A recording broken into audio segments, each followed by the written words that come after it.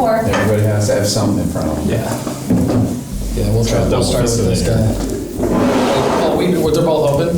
Yeah. Okay, let me try that one first.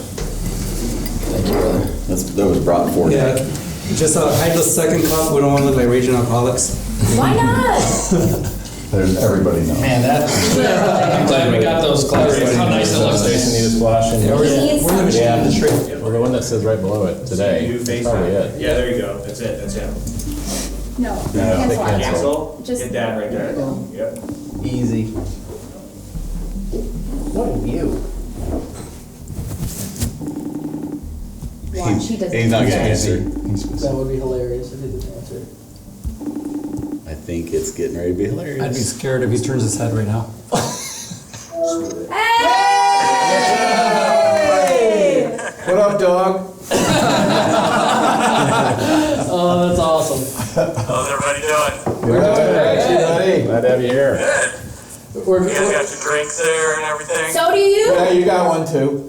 Oh, there we go. I love it. He's got to be some. Robot Jason needs That's awesome. the fluids. That's right. Yep, exactly. So it's good to have you here, dude. Yeah, I know, it's awesome. Glad this worked out the way that it did. Well, why don't we So- tell the story of why you're taped to a mannequin? Okay. So the short abridged story is that I had a heart attack last December, and it was a pretty major heart attack, and I was close to death, I guess you could say. I didn't die, so I guess you could say I was close to death. And unfortunately, I can't travel because of that. So I'm here on video. So that's the kind of the short abridged story. Yeah, so, we told the long story on the podcast. Yeah, we told the long story in a different episode. So if listeners want to go back and listen to that story, they can. But rest assured, I'm going to be up and at 'em soon, and I'm definitely going to be at IMTS because Nick and Mike both promised to take care of me, and Nick even promised to give me a sponge bath because usually my wife does that. And, so I need somebody else to take care of me. I don't think that's in writing. That was a little bit more than yeah, wow. Wow. I was going to get you a cart to drive around in. Near that. Oh, that's awesome. Well, hey, at the Boring Bar, this is your vision. This is your idea. Here we are. And I tried to hijack exactly. it from you, but couldn't do it. Well, that's why I'm really excited to be here, virtually or, as a robot, because I think it was episode 300 or 350. It was some kind of, episode that had a significance to the number to it. But we decided that we were going to start coming out with different shows, which we have. And At the Boring Bar was one of mine, and it was going to be basically centered on having long conversations around a drink. I mean, it wasn't anything more complicated than that. And so I'm just glad to be here having a drink with you guys and having this nice conversation. Cheers. Yeah, so hey, I cheers. can't wait for my wife to bring me a drink. Yeah, there we go. Let's do it. And then we brought our friend, who is definitely not just our friend because of the great bourbon that he has in his collection. No, that's the only reason. But we brought Mike. Oh, and here's my lovely wife now bringing me my phony Negroni. So There There we go. Now we can. Yeah, cheers, brother. But we brought Mike, and Mike brought some friends too. Colonel E.H. Taylor and Little Book. Yeah, he brought a little book with him. Yeah. So why'd you bring these? Well, I called you before I was coming and started going through my cabinet, and so the E.H. Taylor Barrel Proof was your choice because you haven't had it, but it tied it back well, I think, to your first Boring Bar that you ever did live out here at the bar. Yeah, with Peter. With Peter, and you were having small batch, E.H. The one Taylor that's small easy to batch, right, at the time, and so that was that choice, and then Little Book is an annual release. They have different chapters every year. This one's called In Retrospect, which seemed good to be with telling stories here and talking about the past, present, and future of the industry, and so. And we've been talking about like the next chapter of making chips, and it's less about just one or two hosts and more about the community. Yeah. And we've even brought in more partners with you and Paul on the team now, so we're happy about that. But I love how like all the iterations of Little Book are the chapter, you know, and this is Yeah. chapter 7 in retrospect, and then we think about in retrospect and leading up to IMTS. Absolutely. And I mean, Peter, we've got, what was it? We just did a podcast about like 15, 20 IMTS. Oh, me? Yeah. I feel like I'll I've done dwarf 10. you guys. I'm about 22, and Yeah. I'm gonna stop the number after this Yeah. one. So, hey, yeah. cheers to that. Yeah, thank you. Cheers to that. Thank you. Yeah, absolutely. Thank you. Thank you Cheers. all. Thank you all. And what a legacy you've created with the show. Well, you know, it's not my legacy as much as the industry's legacy. When you think about where the first time I was ever at IMTS, 1980, what a different industry we work in from 1980 to 2024.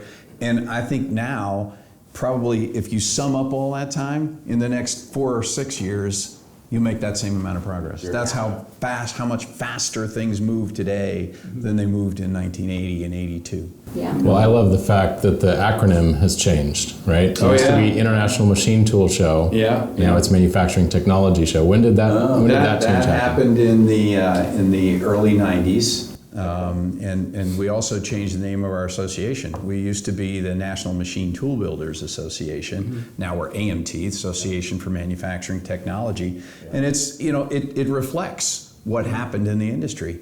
The only people who call it machine tool anymore, boy, then you know you got it better. Yeah, my dad. You know, there's a few riggers still out there. There's a few guys that work on the floor. They, oh God, machine tools here. Love it, Right. you know. But there's not many people. I think we've outlasted most of them.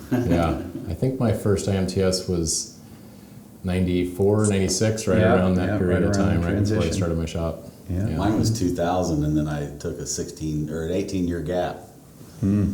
Well, think back to like high school, right? Like you remember your dances, like the prom, or you know your homecoming game if you were an athlete or something. And in this industry, you remember it's like your memories are in iterations of IMTS. It's absolutely right. You know, that's where we heard a lot of people talk to us after the pandemic, and we had to miss the 2020 show. When people regathered in 2022, there was some incredulous conversations of people that are no longer around or not in the industry or have changed locations. I mean, that's generally the touchstone of IMTS is, hey, George, where are you? You know, hey, George, how's things at your place and all that. We missed that.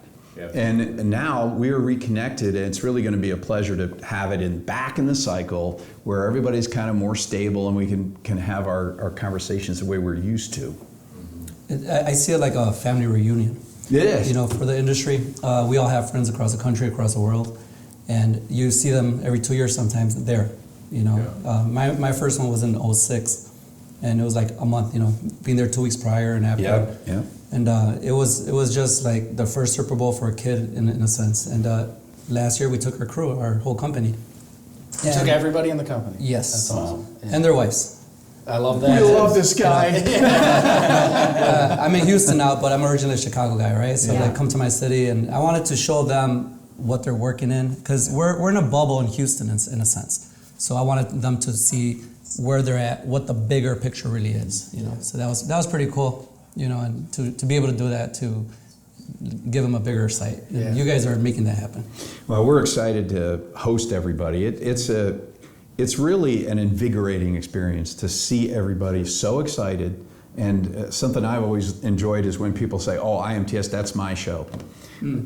That's just what I want to hear. Yeah. That's my show.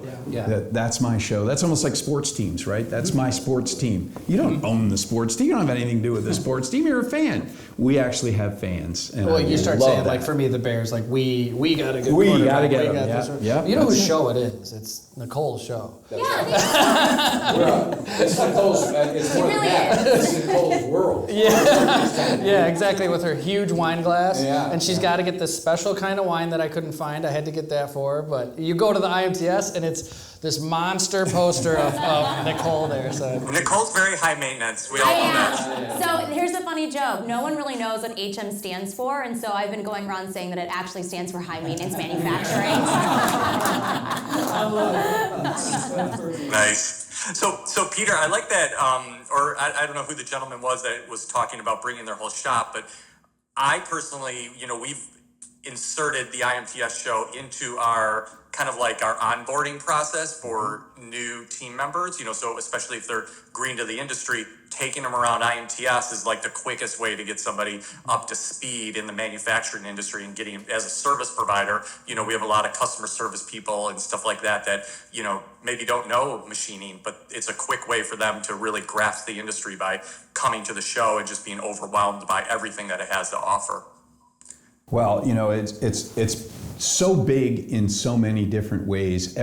People who just learn about the industry. I mean, our student summit is we hope to be around 15 to 20,000 people that might enter the industry based on the fact that they came down for a couple of days. Yeah. And you see around this table, everybody's got a different experience as they're going into it, and that's how we grow the industry, is exposing it to more people, exposing it to different levels of folks. And, you see it everywhere where we go. We had our manufacturing happy hour last night. That was quite an event, Chris? It was a preview for the big party to come. So great way to wrap it up here in Rockford, Illinois, the Manufacturing Happy Hour Summer Tour. And I've been telling everyone, it's like, yes, these parties have been great, they've been big, but the biggest one is yet to come. Yeah. All right, looking forward to that. Yeah, it's like this is a tiny version of what IMTS is, just a bunch of manufacturing leaders sharing ideas. And then we had a little bit of a bigger party last night, and then the monster party. What do we think the total attendance is going to be? It's going to cross 100,000, I think, without doubt. We're trending. It's hard to tell as you're a few weeks out. We made it too easy for people. I mean, you can register on the bus on the way in now. It's crazy. So we kind of shot ourselves. I used to have to mail it in. That's to show you how old I am. You used to have to mail in your reg. Did you ever have to fax it? Yeah, fax it. Yeah. Call them or send a telex. Right. that kind of thing. Like, but I don't now know how to send a letter. What? Okay, so you want to great. Oh my God. So there was a lady came by the office. She was a vendor. Her son just graduated in a degree in electrical engineering, I think, something like that. And she was telling a story about he moved to wherever and was doing something, and he called his mom and says, "Mom, I need to mail this thing in. How do I do that?" So here's a bright, but haven't done that. I mean, it's like, how do you know how to do that? I had to go get stamps to do something, and it was hilarious. They're like, "How many stamps do you want?" I was like, 1? Can't you just buy one? No, they made me buy like 200. It was expensive. This is why mailing physical thank you notes and postcards is such an underrated sales strategy. It is. In this day and I age. love that. Yeah, that's being different now. They write in a check now. So what's everybody looking forward to at IMTS? Since we're talking about IMTS, Paul? Connecting with customers and future customers. Yeah. It's that in-person, the virtual IMTS Plus thing that was 2020 turned into. It was great for what it was, but there's nothing better than in person, right? Mm-hmm. Yeah. And some folks you've never even met in person. You've seen them on Zoom calls or phone calls, and Yeah, it's really not the same, is it, Jason? No. No, it's not. That's why I'm Is it looking forward to being R2D2? Yeah, I'm looking forward to being at IMTS for sure. But you will be there in the flesh, not taped to a mannequin with our T-shirt on. Exactly. Yeah. No, Does I he know agree. what it looks like? Yes. Okay. Yeah, it was his original concept, and then we made it more American flag-ish for the Oscar Mike event that we did. So, Oh, yeah, perfect. that was Okay. cool. Oh, you didn't tell about the thing that's actually on now? Did you put a wig over my head or anything like that? Is that what's happening? That's awesome. Yeah, I agree with you, Paul. Like, one of the things I'm looking forward to is just seeing everybody, and reconnecting and just being able to take my team around and introduce them to, new people and meet new people and everything. I mean, that's, see new technology. I'm shocked by the amount of software and automation that's at IMTS this year. I don't know if you saw that coming, Peter, 30 years ago, but, it's certainly the demographic of, the types of displays you have at IMTS is certainly different this year than it was, 20, 30 years ago. We're seeing such a growth in automation, and really that's in the last less than a decade. Yeah. That was really unique to see it on individual machines. Now it's everywhere. We have an automation sector. And we've got new players in there. I mean, Microsoft is at IMTS. Google Cloud is at IMTS. AWS is at IMTS. These guys are, that's showing you the breadth of where the industry is going. And that's why we love it at IMTS that we make each show individual. Because otherwise you're kind of stuck in your old ways. Now we keep changing it up so that these guys are in there. Nicole, you shopping for something, aren't you? I'm always shopping. That's part of the high maintenance. Good, bad, or indifferent. That is part of the high maintenance. There's no Gucci bags there, Nicole, so you're gonna have to look somewhere else for that. Not yet. Maybe there'll be a 3D printed one. You never know. Okay. No, but I'm always shopping for stuff. My mantra and the company's mantra has always been every 2 years you either add or replace, and so the time that we do that is always during IMTS. And so when everyone's going around, it's like, yes, it's so fun to connect with people and friends and meeting different machine dealers and what you're looking for. So I think this year it's like twofold. I don't know if I want to get a wire burner or if I want to get a 3D printer, if I want to go down a different route and get another CNC lathe. So there's definitely things that we're going to try to iron out at the same time, because just like everybody, we want to bring more things in-house. And so when you get to walk the entire week in my heels, you start to really strategize where you want to go. But just like you, we do bring everybody down to IMTS. So we close the whole shop on Friday and everyone goes down. Yeah, I think it's important.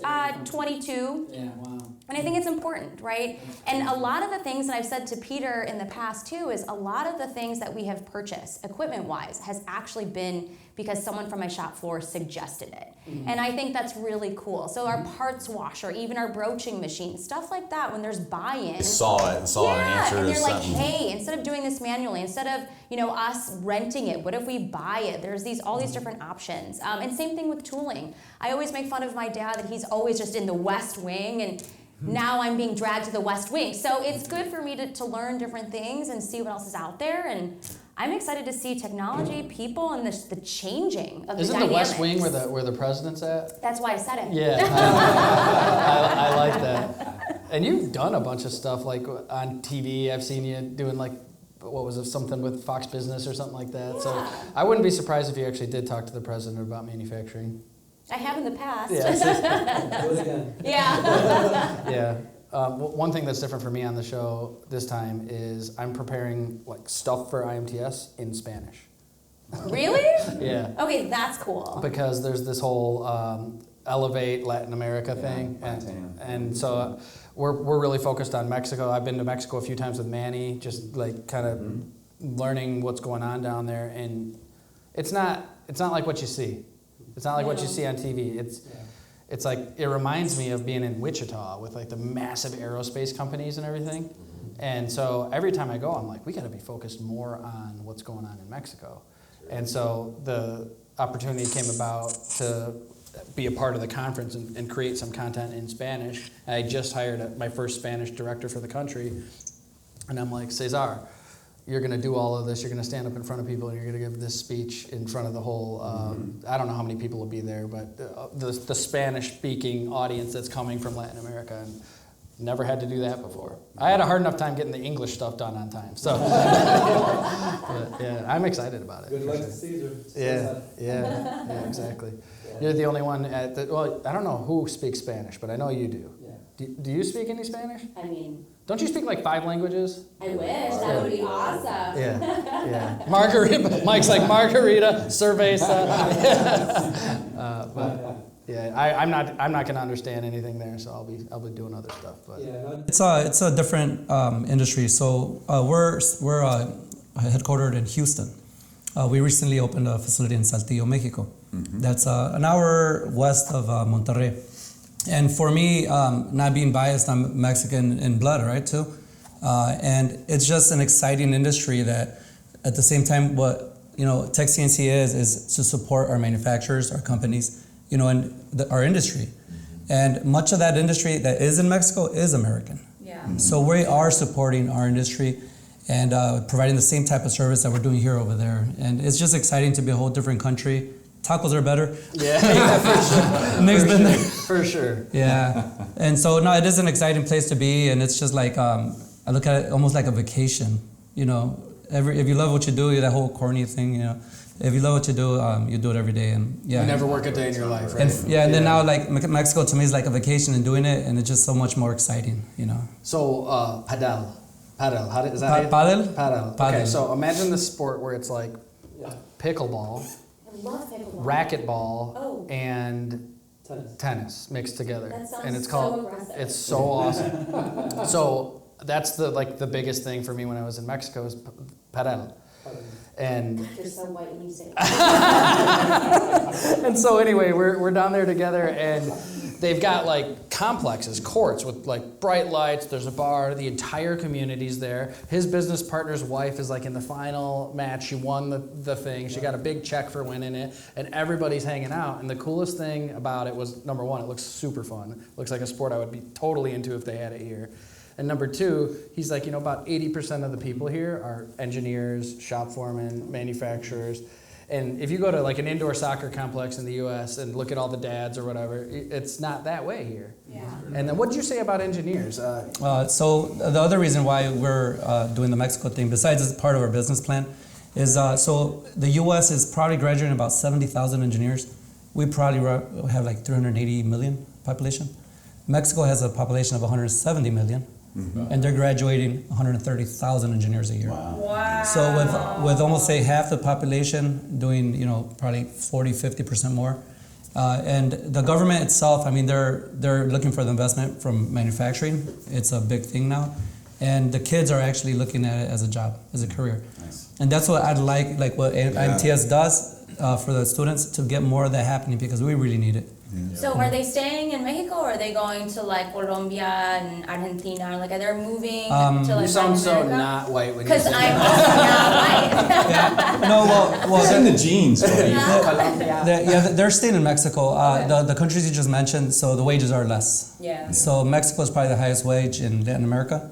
Like our engineers are pretty well paid, relatively speaking. Nick's been out there. The way of life is beautiful. It's it compares to any nice city here in the U.S. A lot of those engineers come through Tech de Monterrey, Yep. and that's where AMT's office is. Tech de Monterrey. Carlos Montera is located Carlos, right I on wish the Carlos campus. was here because he's incredible. Right on the campus is our location, so we're very well dialed into that educational system. I met Carlos at the Expo Mac in Leon. Yeah. And he had a great keynote speech about the industry in Mexico. And So that's like the IMTS of Mexico, if you will, or Expo Mac. Yeah. Is that a good comparison? It's a pretty tough comparison. I mean, it's a regional event. Yeah, and, sure. and that, So a lot most smaller. shows in Mexico are very regional. Gotcha. But the concept of a trade show mixed with a Peter's conference. like, it's kind of like how you could compare like an ant to like Shaq. Yeah. That's a little arrogant. I didn't say that. Let's not go there. and let me chime in on why I go to IMTS. And being in the industry, I put a lot of content out on LinkedIn. We have some crazy fixes. Everybody that does this sees some stuff. And I've tried to put it out there and help people that own machine shops. Hey guys, look at this. All right, do this before you can avoid it. Stuff like that. So sometimes it gets funny. Sometimes I get promoting and advertising for the partners that we deal with. But the thing is, at the end, is what I want to do is show the manufacturing industry that there's people out there like us that are doing this every day that want to help. And I'll get like emails or messages from people all across the country or the world. And last IMTS, I was walking around and they told one of my crews, they saw the shirts, hey, where's Manny? And so I met one of my fans and we took pictures and that was cool to see, put faces to names besides the LinkedIn picture, which we all look different at the end of the day. Speak for yourself. Your photo in your LinkedIn. That's why.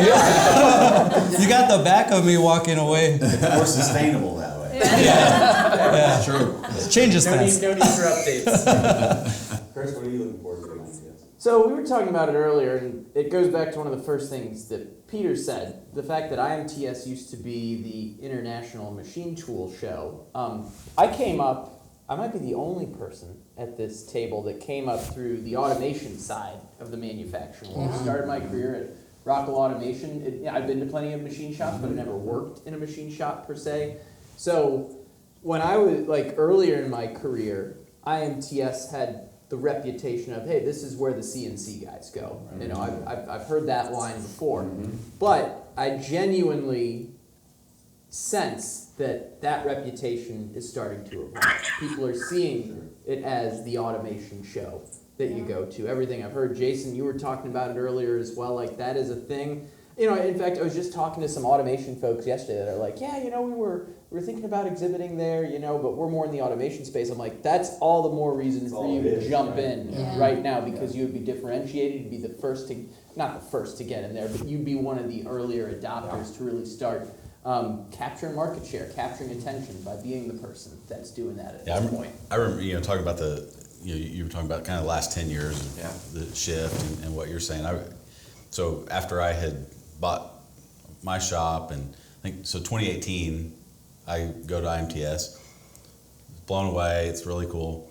2020 just skipped, missed that opportunity. 22, I mean, like it was mostly machine tools in 2018, and in 2022, like there was a robot in every booth, right? Whether it was machine tools or, I mean, deburr. Or serving beer. Serving beer. Serving beer. Those are my favorite robots. Besides Jason. Jason's actually my real favorite robot. But the ones that serve beer are a close second. You know, there was I can serve you beer. You know, there was a tool room attendant robot. That was, you know, and just that shift in just 4 years was pretty wild to see. That's kind of what I love about going to IMTS is it's not so much. I go with a little bit of a shopping list, like you're talking about. Just ideas, and I'll bring people in, you know, from my shop, but the thing I really like to see is like what's next. You know, I don't need a robot in my tool room right now. No. But I might in 5 or 10 years, right? As that technology improves and improves. That every 2-year roll has actually always been that way. But it was a little more tight to machine tool world, and when I was first there, right? When I was first doing the show in 1980, people were still getting used to the idea of CNC. And then came DNC, and then somebody came in with a traveling column machining center. Oh my God, the world is going to change, you know? And those things kept happening until now you leap totally outside of the technology, additive, things like that, out of nowhere, right? All of a sudden they are regular parts of the show. Other things kind of subside over the years, they wax and wane, but that's kind of the coolest thing about seeing IMTS. It's not the same thing every time. It's not the same thing in 2 years. Hey, Mike, I would argue that you actually do have a robot in your tool crib. You have a vending machine. True. So that is a robot. It's not an arm handing it to people. It doesn't have an arm, you know, but that's just laziness if you can't stick your hand in the vending machine. and it doesn't serve beer. It could, Nick. We could put beers in there. Yeah, you could. Why That not? wouldn't be a problem. So I'm curious, Peter, in 80, how many approximate attendees and vendors were there back then? Well, IMTS 1980 was only in the East Building. Wow. Because for a very good reason, there was no South Building, there was no North Building, and there was no West Building. There was a hotel sitting on the spot where the South Building was called the McCormick Inn, which is actually where I stayed.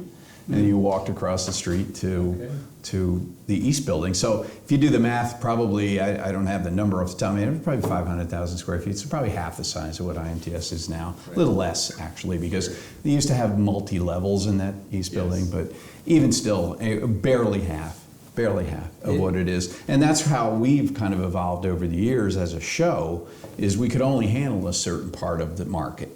So that was East Building. Then came next on the parade was the North Building, that came in the 80s.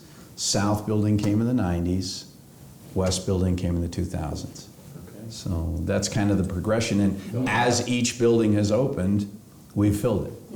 We filled it because the technology expands, what we can serve. You know, you look at our visitor base, what else do they need? What do they want? And that's what we've used to fill the spaces. And there's a lot coming. There's AI coming. There's a lot of different things that are going to be big pieces of the trade show floor in the future. Well, there's a lot going out of the industry. People retiring. I mean, actually, this is your last show. Don't make me cry. Yeah. So Peter, I actually have a question before we move on to the next topic. Well, I have a statement and a question before we move on to the next topic. So first of all, you've done an amazing job of training up the next leaders of IMTS. So just wanted to give you, kudos for that. Your team's amazing, and I think that, they're going to pick things up just beautifully after you leave. But what's the one thing that you're going to miss least about, planning IMTS? Is it the unions, or or is it not being able to be a part of the, like an observer? Like what do you think you're going to miss the least? I think of a lot of things that I'm going to miss most. But, of course. Probably what I'm going to miss least is trying to, you mentioned things leaving the show, right? You mentioned companies leaving. You mentioned technologies leaving. What I really don't like and what I will miss least is the demise of companies and things like that. I mean, there's some great names over the years. I worked for some of them. We just had one go recently in Hardinge. Those kind of things happen. I hate that. Those are the things that when you get that call, or you get that kind of, that we get that first call, like, hey, what happens if we cancel?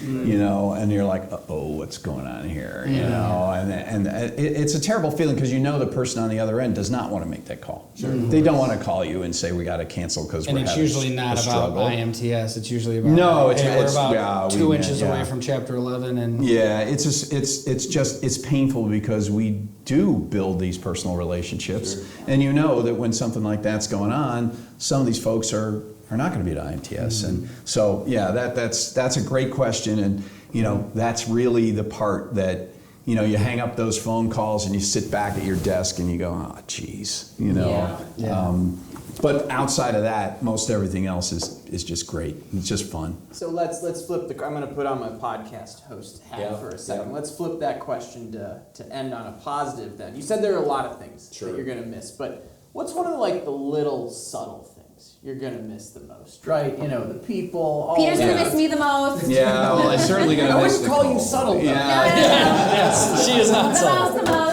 That's it. That's it. My co-host on a lot of our episodes of IMTS Plus right there.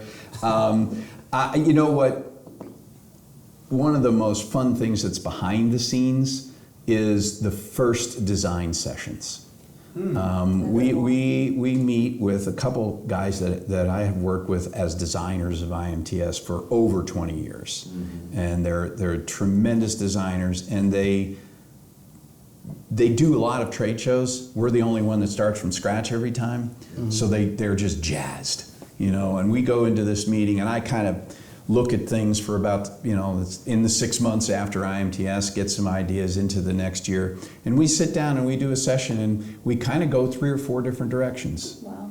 And I'll basically blah, blah, blah for an hour, and they taking notes and that. And then we come up with multiple approaches for how it might look, what direction we might take. And I love that, because it's just something nobody sees, Cool. And at the end, we sometimes the design comes from a meld of 2 or 3 different ideas. Sometimes that's it, eureka, but it ends up being, being the base of all the designs. And I'll give you a hint this time. The idea was the deconstructed IMTS logo. That's the idea. So you'll see various forms of the IMTS logo in a deconstructed form throughout the show. Yeah, cool. There's a food idea. I figured. My chef friends does that deconstructed stuff. So they let him into the creative meeting that day. No, I stole that idea. Peter, you have to tell everybody. Paul and I asked you a question earlier. How many trucks show up to IMTS?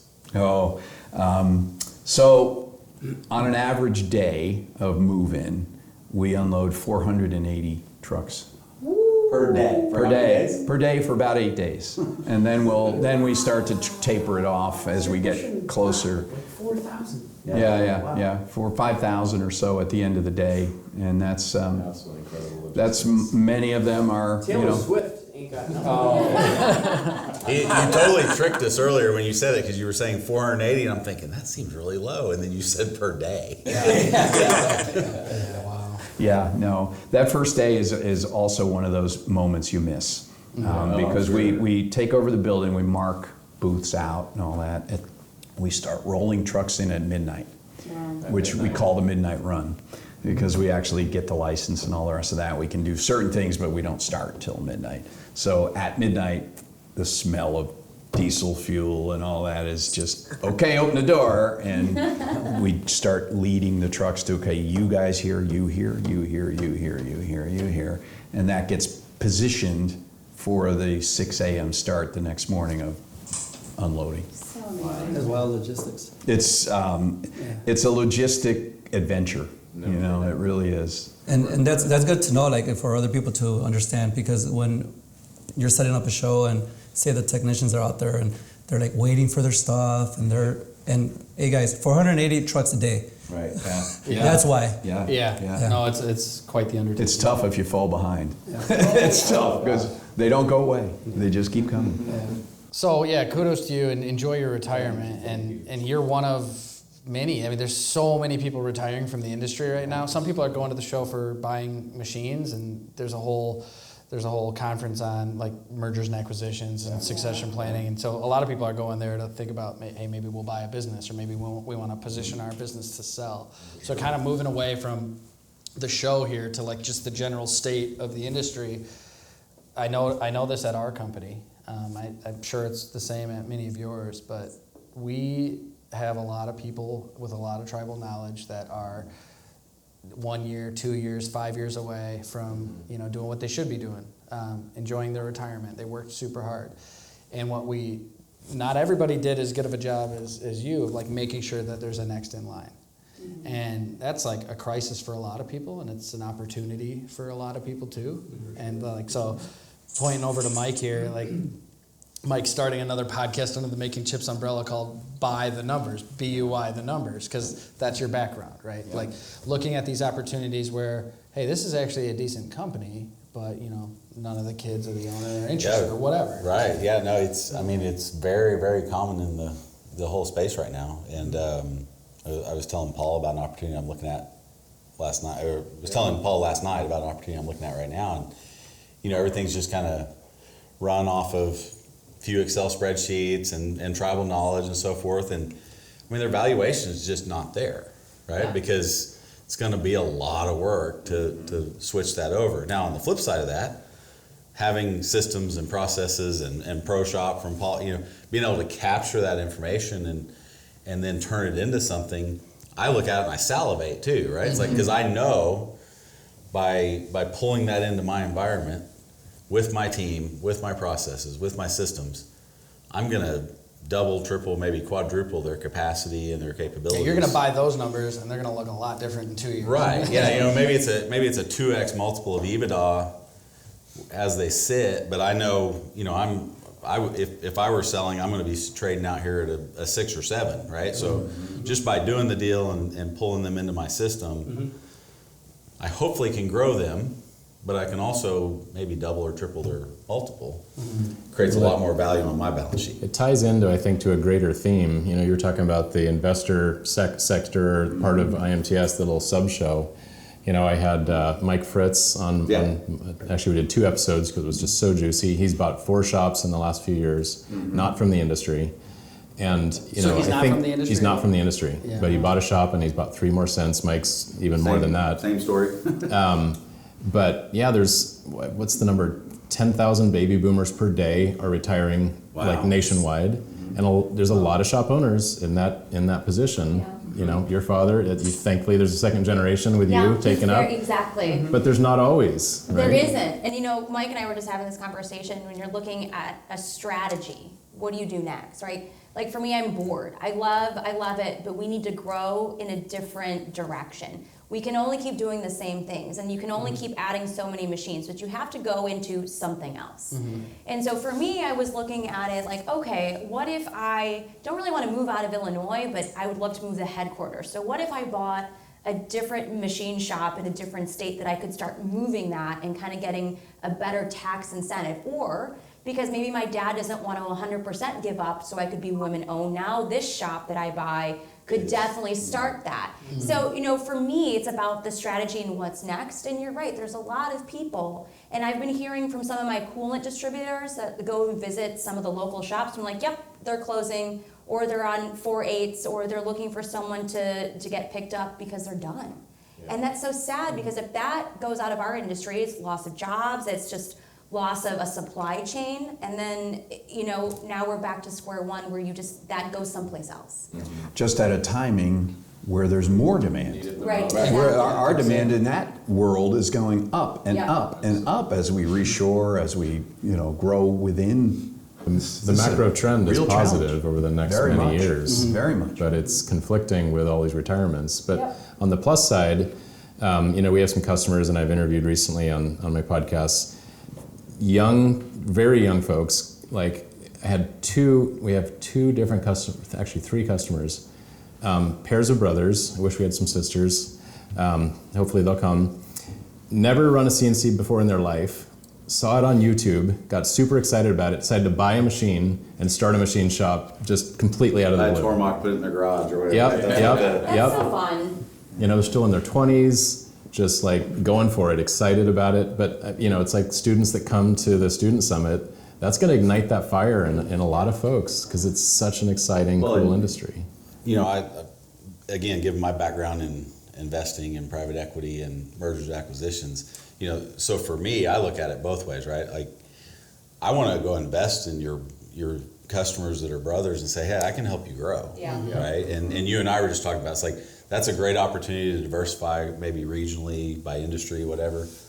But I think one of the fun things I have is when there is that, I can't tell you how many times I've talked to a shop owner about buying, and it's like, yeah, either I'm going to take your offer or I'm just going to liquidate. Yep. Right? So it's just, they're just going to Wasn't that the disappear. conversation that created Hill? That's exactly what created my opportunity created for Hill. you right. buying Hill, And because I was helping her sell, and then she's like, you know what? I think I'll just liquidate. I'm like, no. We're not giving up on this, at the time, 42-year-old business. So you did help her sell it. You helped her sell it to you. To me, right? But it's a really strange time, and like, I would have a personal interest in even taking, you know, so these, like your younger brothers that you've had and so forth, not your younger brothers, but you know, there's also opportunity for, again, if you got the investors behind you, it's like, well, I could help them buy someone else's shop that is looking to retire, right? And now you acquire this legacy business with some customers. Because when I've heard your podcast with some of the younger ones, it's incredibly exciting. But what do they all talk about? It's like, well, it was really hard to get revenue flowing. We talked with George last night at the thing. That's what he's talking about. But, you know, and that's what I had the opportunity to do. Is I, you know, was a 40-year-old shop, been doing some of the same parts for the same customers for 40 years, and running at 40% capacity, right? So I was able to come in and kind of reinvest in the tooling and the people and the processes and utilize all that capacity, and then we go buy more shops and do the same thing with them. Yeah, I think there's so many like advantages to acquiring another business that people overlook. I mean, Nicole mentioned, you know, geography and just being able to free herself from Illinois, but like, you know, there's so many, I mean, I grew my business into the expertise in CNC manufacturing by acquiring smaller experts that were in the field. And I've been coaching another owner of a machining company who is just, you know, in an industry that they want to diversify themselves from, and they're trying to hire salespeople to go out and call on different accounts. And I'm like, just buy a smaller shop, get into another industry, and then be able to grow that business just by acquiring that customer base. And it's going to be probably less expensive, less aggravating than it is to try to enter an industry by investing in marketing and salespeople and things like that. And you might not be successful doing that either. And you can even acquire yourself into, if you're a shop that wants to get into Swiss machining. I mean, acquire one. Yeah. You know. Well, Jason, you don't have to start it. Yeah, Jason and I have had a lot of talks about like my shop's growth. So right now we don't have 5-axis. We don't even really have a need.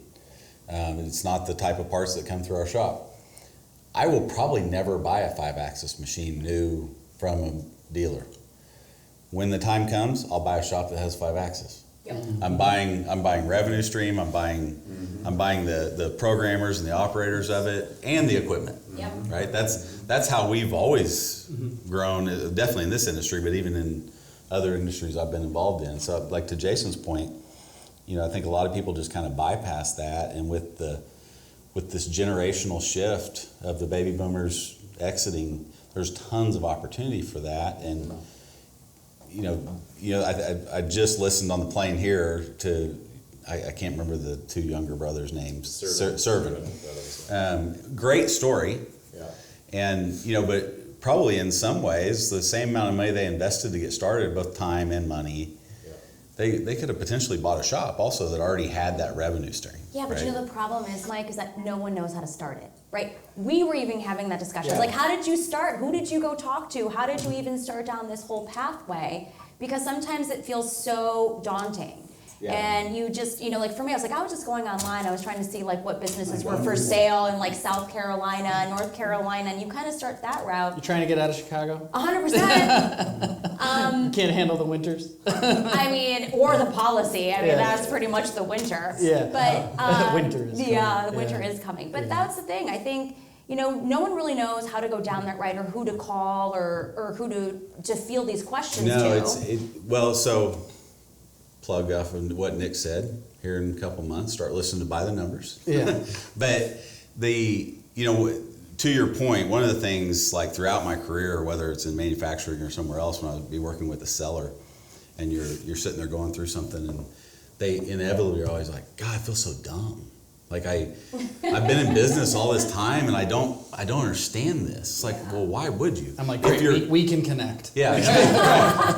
But if any person in business is really lucky, they do that once in their life, right? The really, really lucky do it maybe 2 or 3 times. People have run a business for 30 years and they all of a sudden they feel stupid when they're trying to sell it. And I think that does lead to, well, I don't want to feel stupid, so I'm just going to liquidate. Yeah. Right? Like I'm just going to get out. You feel stupid when you're trying to start it because there's a lot you don't know and you don't know what you don't know. You feel stupid when you're trying to sell it. Right. But I always say we need more manufacturing entrepreneurs, but we don't need to convince people to be entrepreneurs because people who are entrepreneurs just are. They just are.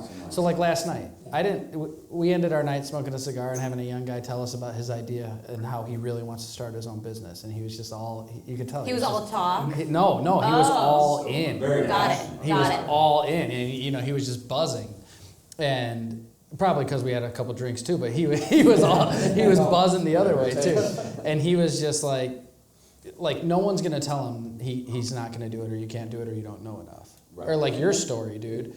I mean, you had a great thing going, but you had that. Whatever I'm describing, that entrepreneurial thing. That, you're just gonna do it. Yeah. It's in you. And I left Chicago for the weather too, Weather, wink. Polar vortex that year, But the thing is that the guy that was there yesterday, right? Steve. Yeah, Steve. Yeah. Steve. So the best part of it is that he was around a bunch of other entrepreneurs, and we were like, you could do it. We're like, and that's why I think that a lot more of this should be around, that. The networking, the connecting, the friendship. Yeah. I didn't know you at all, even though you were at the same place I was yesterday. And look what we came across, which is so cool. And kind of. Yeah, Nick, I've got a comment on that whole entrepreneurial bug. I think it's something that is in you. So little story. So my oldest boy, Brady, who's 11, he is definitely going to be an entrepreneur. He's got. You're shaking your head like, oh boy. well, first of all, his nickname is Manny because he's like a miniaturized version of me, and he's already. He's ready to open up a smoothie shop. But the other thing that he's going to call it Zenger Brothers Smoothies. So watch out for that. It's soon in the future. But the other thing that he just saved up close to $1,000 of his birthday money, and he bought himself a carbon fiber 3D printer. A mini No, printer? no, we're talking like years of like grandma and grandpa's, money that they've been giving him, and he's bought a carbon fiber 3D printer, and he wants to start making stuff with it, and selling parts, and I got to figure out how to get this thing going and You help come to him IMTS, he can meet all the people. Yeah, there you go. Bring him, because Ellie, my daughter, she finds out like, oh, you're doing a video thing today, and we have a big Italian family, so it's all. There's like 12 of us. And like when they get together, they make up a story and then they film it with their iPad, and it's so hilarious every time. The last one was the first day of school. One cousin was the bully beating up the other one. The oldest cousin had to grab him by the ear and pull him out of the room because he was the teacher. And so she's like, you're doing video stuff? When can I watch your video?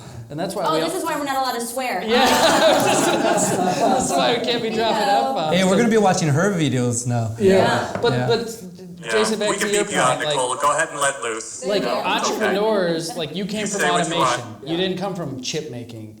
The companies you were making for were making computer chips and putting them into automation systems. And your son's talking about a smoothie business, and Ellie likes to make videos. And then I hear you talk about your dad all the time. Yeah. And it makes me feel like, family business is such a huge part of this industry.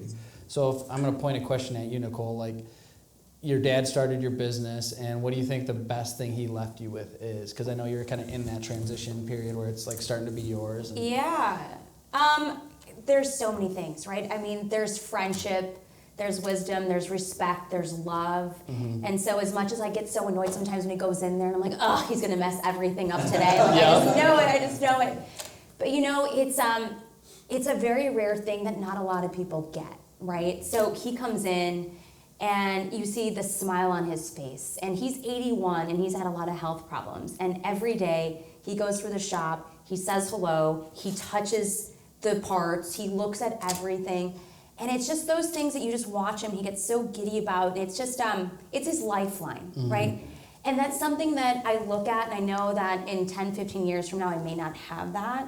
And so to me, it's an emotional thing that it's like, do I do this? Am I doing this for him, or am I doing this out of the love of the industry? And I would say it's both now. Yeah. Right? Because there's so much heart and attachment to this industry. Because talking about IMTS, I used to go when I was 8 years old. Wow. And I would walk the floors with him. And then he was going through radiation in 22, and he was still walking the floors, and I was doing it with him. But there he was seeing me on those big billboards, and he was crying because it's just like, you see an 8-year-old kid that you were just taking around that you never thought was going to be in the industry to now, right? Yeah, it's so cool. And so I try to make my decisions to make him proud and to also let him see what this company can be. Yeah. So he gave me a great platform. He gave me a great solid foundation, and it's so fun to be able to rock and roll with him and drag him with me. So I think that's what I it's love like about it's it. not just obligation. Like I feel obligated to carry on the family business. It's like you mix that with passion, and then it just becomes like a mission. Yeah. Like I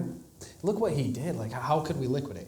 Like let's say. Yeah, I think that notion of a platform is so key, Nicole. Is that a lot of our people that came before us, our fathers, grandfathers, started that platform and took that chance, and having that platform to stand on is such a, benefit that we should be grateful for. But going back to this whole discussion of M&A, like, kudos to those people that can start, like literally start from scratch. Mm-hmm. There's something to be said about that, and that's great. But you need to look at, should I buy the platform? You know what I mean? Right. Should I go out there and take the legacy of somebody else and continue that on? Because there's also something to be said about that. I mean, we bought, businesses where, they, we weren't part of the family, but we bought the business, and now we're, the third family in line of this business. And that's a great thing to be proud of too. So you don't have to be necessarily part of the family in order to enjoy the benefits of carrying on the legacy of a business. Totally. So, and just, you gotta, unfortunately, and, as Mike can attest to, I mean, we've bought, I think 5 or 6 different companies. Mike's bought, probably a ton more than that we just have to look at, like, where can you find, and it takes a long time. You know, it takes a long time of like, I mean, sometimes you have to be courting somebody for 5-10 years. You know, you find somebody that's close to retirement, and sometimes you have to have a 10-year conversation before they're ready to let go of their business. 10 years, a couple bottles of wine, a couple bottles of bourbon. You talk about that. You talk about that legacy, though. It's amazing. As you were talking about that, I was thinking about over the years of 130 something companies, whatever it is. How many times I've sat there with a seller, and some of their stipulations are you going to change the name? Mm-hmm. Are you going to get rid of this guy? Are you right? It's they're caring more about those one or two people that work for them and the name of it. And I've often told them, it's like, look, I will do everything I can to make sure that when you're driving down the road and you see a truck with the name of your company on it, you're still proud of it. Yeah, right? that's a good point. Yeah. And we do that. I mean, I think that's why we've had a lot of success in the deals we've done, is that, I mean, we do try to take into that legacy into account. But it's often also, you know, it's not, in a lot of cases, sellers, it's not about the money. I mean, whether it's this number or this number, doesn't matter. They're okay, right? What they want is legacy. I mean, I've had owners give up sales price to make sure that we'll put somebody on a 2-year employment contract, right? That type of thing. You know, but that can go backwards too. It can go backwards. Where it's like, well, this person's an important job. They're not that competent, but they're the niece of the owner or whatever, or nephew of the owner, whatever it is. It can go sideways. It's like, man, I got to try to figure out how to make that work. Right. Well, usually when those instances have come up, I mean, you've kind of got this guaranteed employment contract. You buy it out and you move on. Right? Yeah. Right.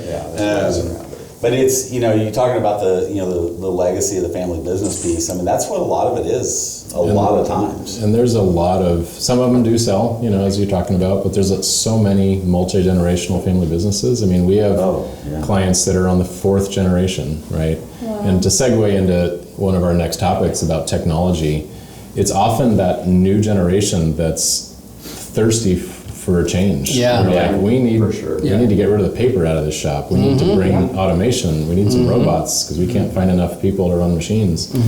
And program differently, get different software that amplifies the way we used to do it. 100%. Work holding and I mean, just everything. Yeah.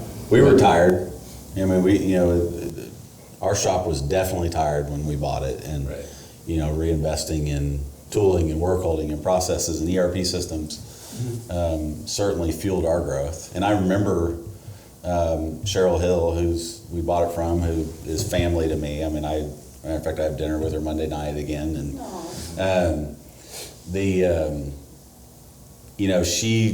one of the things she saw in our group buying it, she's like, Mike, it's just ready for somebody younger and more energy. Right? I mean, that's a lot of time what it takes. It's energy. It's that entrepreneurial energy and excitement and the passion that we're talking about. You bring that to any number of shops and you can really do something with it. Just businesses in general, but certainly in our industry. Paul being on the technology side of business, or this world that we're in, and like seeing really stale companies that are doing things the old way, and then some of your customers are like at the bleeding edge of innovation too. Sure. And you probably just want to grab some people and shake them, like, you know what you could be? Yeah. Do you know what you could be? Sometimes I know Paul wants to shake me too. It's like, come on, like this could be so much better. I mean, fear of change is completely normal. Almost everyone has it. There's a very small segment that are that bleeding edge. Who just always want the very latest. But the reality is, it's that instinct to be super cautious is worth listening to, right? Things can go sideways, but at the same time, you just have to push yourself out of that comfort zone. We talked about it in the podcast we just recorded this morning. Just because you've done it the same way for a long time does not mean, and it's working okay, does not mean it's a great way to keep doing it in the future. Yeah. But it's often that newer generation that really wants to see some change, but that's good for that company and it's good for the industry, because then there's this groundswell of new innovation, and we're seeing it all over the place. I'll tell a quick story about the way we've always done it. So pretty much everyone you talk to, do you know any shops that are like, we have all the people we could ever want? Like nobody has that, right? So we're like everybody else. and we need some specific types of machinists that are really talented. Yeah. There's like the button pusher people. We don't need them. We have some pretty complex stuff that we're doing, and we get into our weekly leadership meeting, and it's like, well, what are we going to do to recruit? And it's like, it's just hard. It's an ongoing process. Some of the leadership says, and it is, right? But my brother's now our president. He's like, so what's the next thing we're doing to solve that? Because I don't want to just hear about how hard it is. So there's this like CNC expert platform that's out there through Titans, and you can have a profile that says, hey, look at these parts that I can make, and I know these machines, and I've done this. Think like LinkedIn and Facebook, but for the machining community. And I'm like, okay, HR, learn how to like log into this and look for people. Okay, so they do, and they find a guy who works at our company on there. and like, no joke, the next week he had a different job. Wow, but he just didn't come and say anything to you guys? No, and so like, it's part of it's like, gosh, holy cow, we've got a lot of happy employees. I don't want to make it seem like we're not the right place to work, but it was just a great analogy. Like, hey, look, I had to bring it up in 3 separate meetings. Like, hey, why don't we at least look at this? There is LinkedIn, there is Indeed, there is word of mouth. But you know what? That means you guys have gotten so big that you are not talking to your people, right? So that's also another thing too. And, we have like 1,000 employees. That's what I'm saying. Yeah. When you get that big, it's so hard. Like for me, it's so easy that I know if someone's starting to slack, I know something's wrong. Right, so I go up to them like, what's up, what's going on, is it personal, are you bored, like do you want to learn something else? It's so different. Yeah. And I have promoted internally because of those reasons, but when you have 1,000 people, that's where... Well, that's like everywhere in Yeah. the world, right? And we had a conversation once about somebody saying, I don't have time to talk to all the guys in my shop. Right. Well, I do have time to talk to everyone on my sales team, all the directors and the regions and the product leaders and my head of marketing and stuff, because it's about 20 people. Yep. I think you have to be intentional about like limiting that. Yeah. Once you have 50 you have to people. cultivate that in your culture. Yeah, right? once you have 50 people, like, do you really have time to do your job and talk to all 50 all the time, right? Yeah. And so to your point, we're getting better at, like, good supervisor, great relationships under him, manager over the department, great relationship over the supervisor. That's something that we got to get better at. But back to technology, like, that was a whole channel and a whole platform that we weren't even tapping into. Wow. And it's our biggest problem. And we have a company filled with people who care a ton and work really hard. And it's like, well, why didn't we tap into that? And you see that, this is like a workforce area conversation, but you see that in the machine tools that you're using, the software that you're using for CAD CAM, the tooling that you're using. Jason sees it all the time. People not wanting to evolve into the latest and greatest tools. Yeah. It's like, back to what I said earlier, there's got to be times where you're trying to tread lightly and not offend people, but there's got to be times, Paul, where you're just like, please, listen, I want to help you. And one of the most common sentiments we hear is, I wish I had done it sooner. Mm-hmm. Like, if I had pulled the trigger 2 years before, I'd be so much further ahead today. Yeah. And that's just universally true about adopting new stuff. Yeah, absolutely. Yeah. And I could attest to that in terms of looking for people, finding people, keeping people. And I could put an ad out and find 20 machinists or 30 machinists. But what we do is service the machines. And then we service all of them. So I'm looking for that specific person. Mm-hmm. It's very difficult. We're going through recruiters, Indeed, all of the above, right? And I think that what has worked best for us is getting somebody with the right attitude, a good programmer, somebody that knows the machine, and really like investing the time and money into it. Yeah. I have had people tell me, Manny, you're dumb, he's gonna leave, he's gonna go somewhere, somebody's gonna poach him or something, or it's like, just find somebody. I'm like, you know what, I'd rather do that. You teach them your ways. Like our way, how we do things is very, very unique. Mm-hmm. Yeah. And so that's the essence of what we do. And then if they do go, like I was telling you earlier, I'm like, you know what, let us be the tarmac for him to go somewhere else and just speak better for us. Yeah, I mean, whether you upskill them or not, they're gonna leave. It's inevitable in our business. Right. Get good people grow. Exactly. And they'll grow as far as they can grow with you, and then they'll go beyond that. We've done that at IMTS for years. I've had a lot of people that have come through my trade show group, and they're running other trade shows now because they, they're. And you're probably proud of that. Very. Yeah, so I mean, everybody's talking about AI. So the good question would be, how is that being used in manufacturing specifically? Yeah. Or what is AI? Because Jason, do we need to define what AI is? Jason is not AI. He's I'm not AI. he's just we're just video streaming him in. Yeah. You survived the heart attack. That would be fun if you just took my essence and put it into.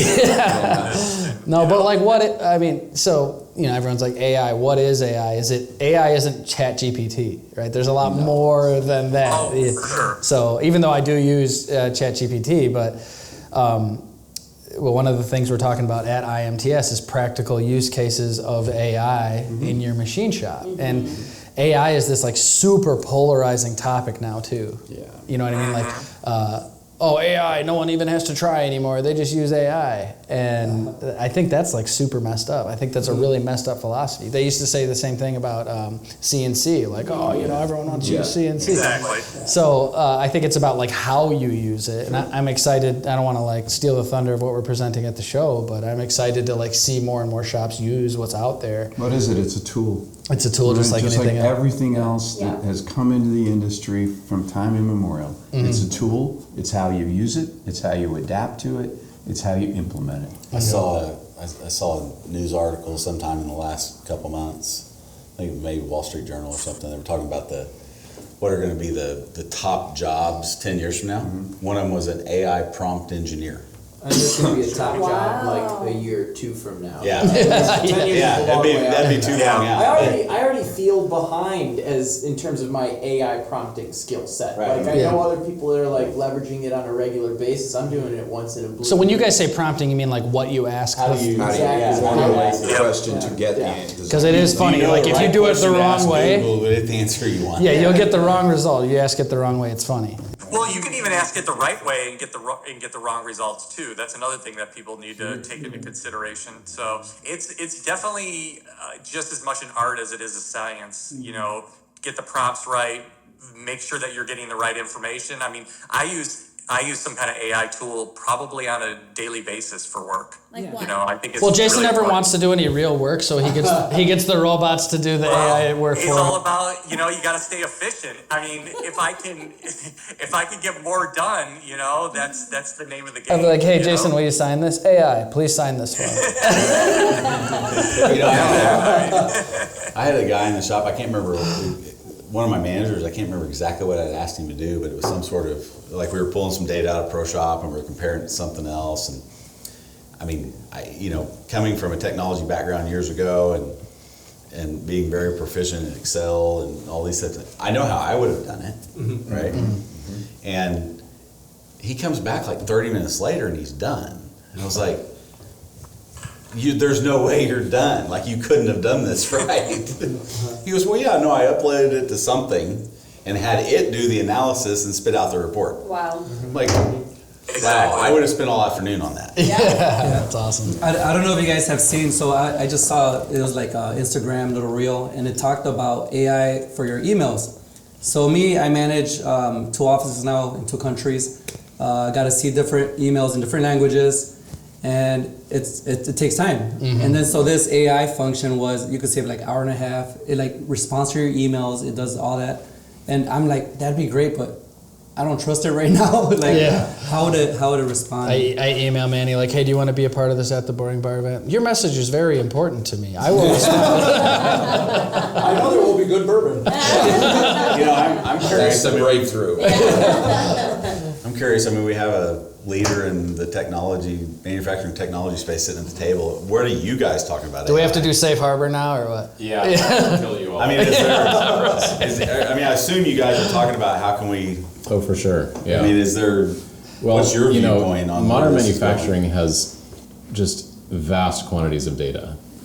So much, probably like what your guy was doing with it, right? So much so that to manually parse it and find signals and trends is just impossible, near impossible. So yeah, for sure, it's definitely on the forefront of what we're thinking, planning, doing. And if he says anything else, he will have to kill you. Right. Yeah. But I mean, when I look at we're doing machine monitoring, and Nick and I just recorded an episode on it, and Nick, I don't remember your exact And Coaching is more important than monitoring. right, so Nobody hires a head monitor for the Chicago Bears. Yeah. Maybe Hey, they just should. watch the game Maybe and they should. record the stats. Yeah. Like, yeah. you know, I mean, so there's a lot of data coming in from 40 machines or whatever every second of every day, right?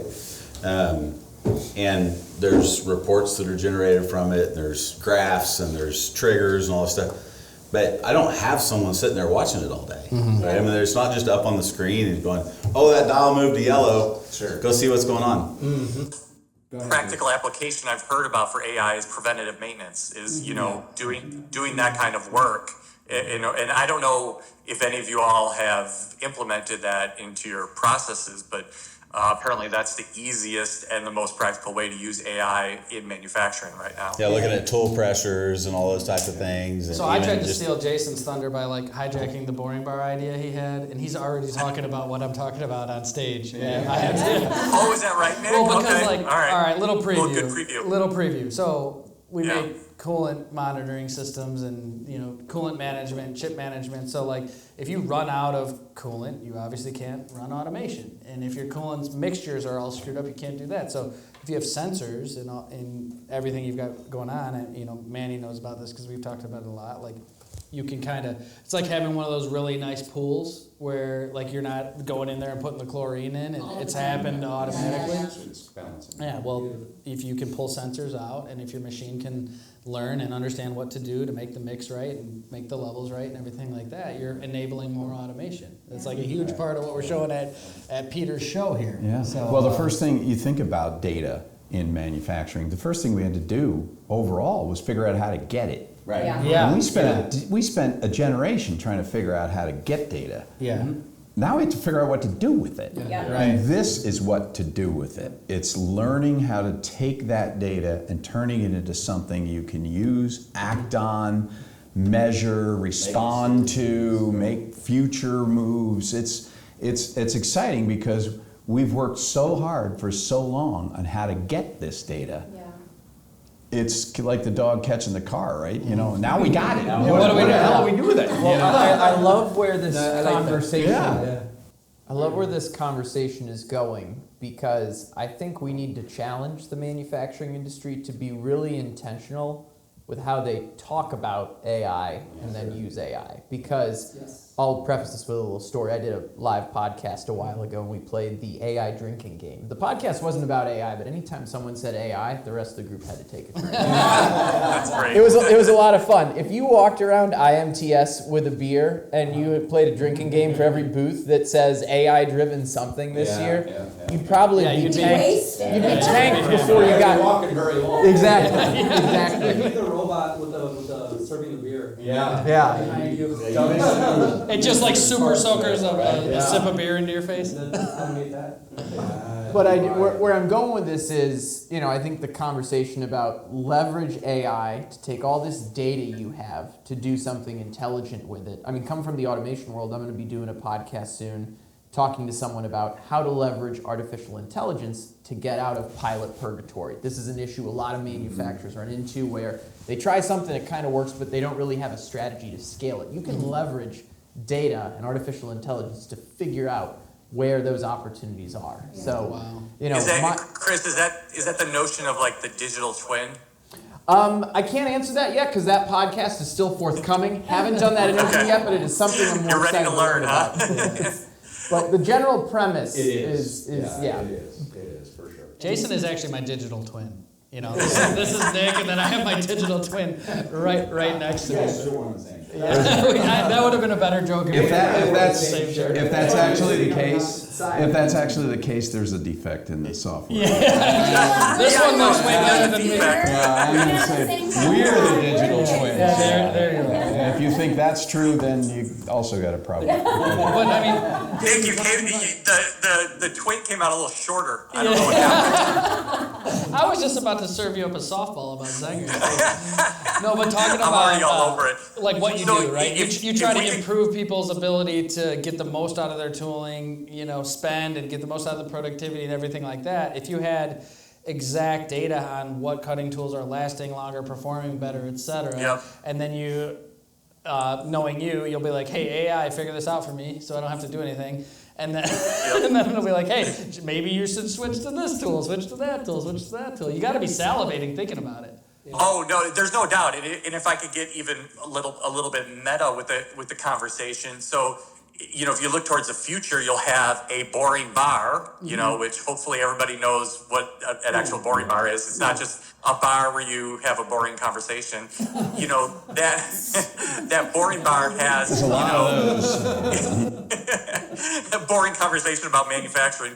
That boring bar has all of that technology in order to collect the data right within the tool, and you're going to get a lot of information in order to get really precise with how you use the tools. I mean, and then being able to change out the inserts, right before it's about to break or break down. So it's about to get crazy. I mean, it's going to be exciting to see. Yeah. And I think that with AI right now, like the constant is the quality of the data. Mm-hmm.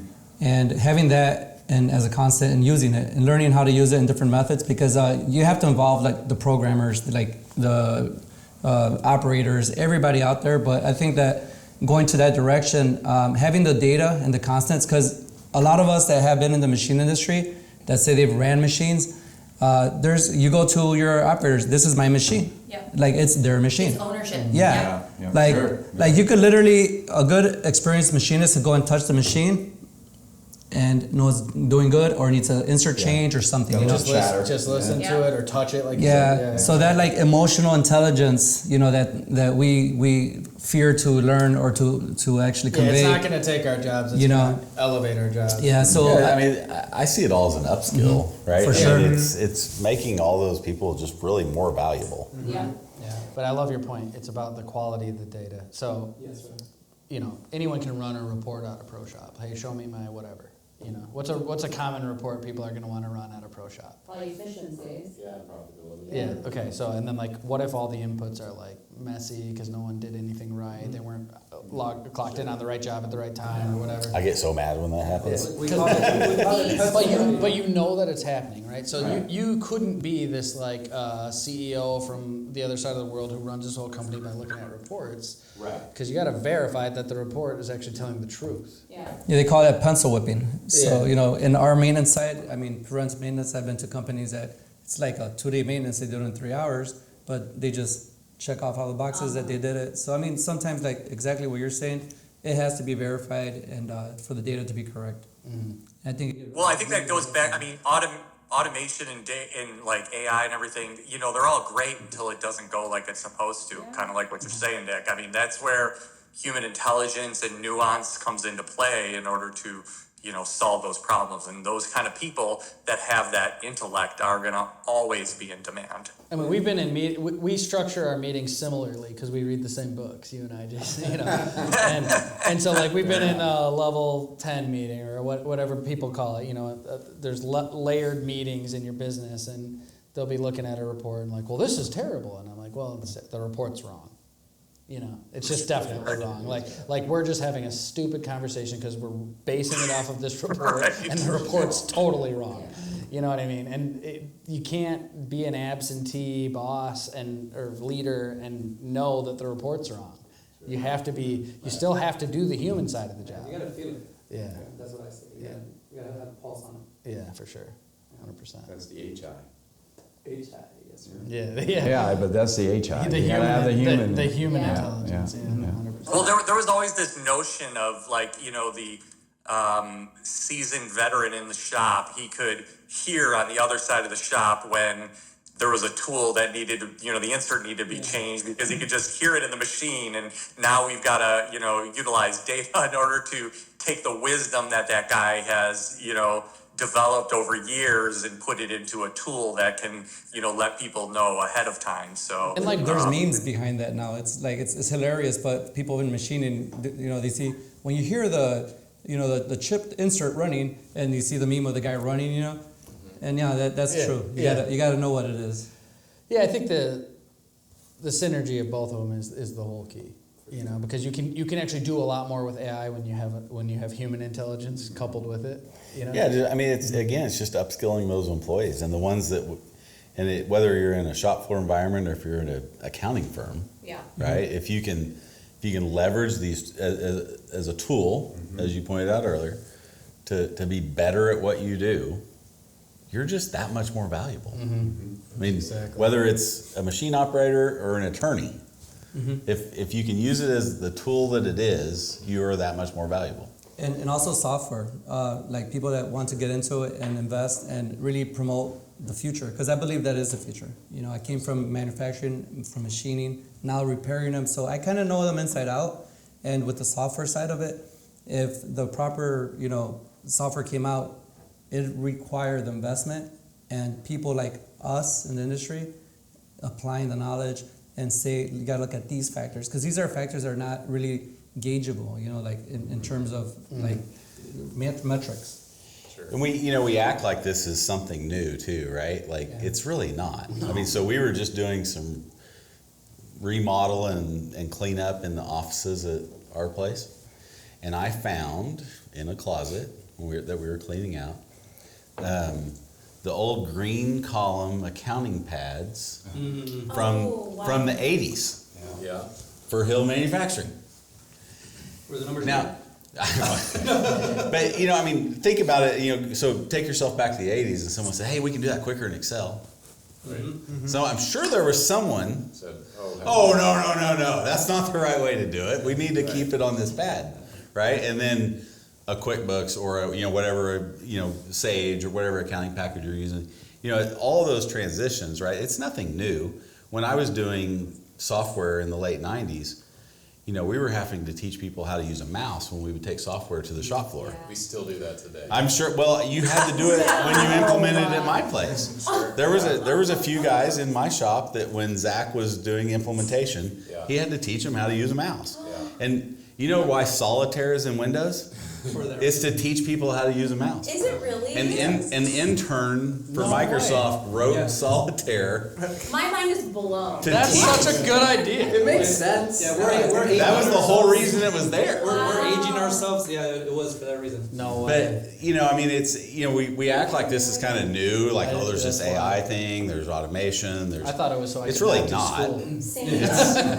So I can play solitaire instead of doing class. But one thing I love, there are folks like that you got to teach how to learn a mouse. Right. And then sometimes, and we have a number of examples of this, you come back 6 months later, 9 months later, and that 60-year-old is Control, copy, paste. and they are leading the Right. charge. They are so psyched. Yep. They are absolutely just gung-ho about it. There was one of my shop managers, Hank, and a few of you have been to my shop. You've met him. He's just a classic old machinist. He's been doing it forever, and he's grumpy half the time. And when I bought the company, he was still using a flip phone and didn't know how to text. Right. Is this my dad? What's up, dog?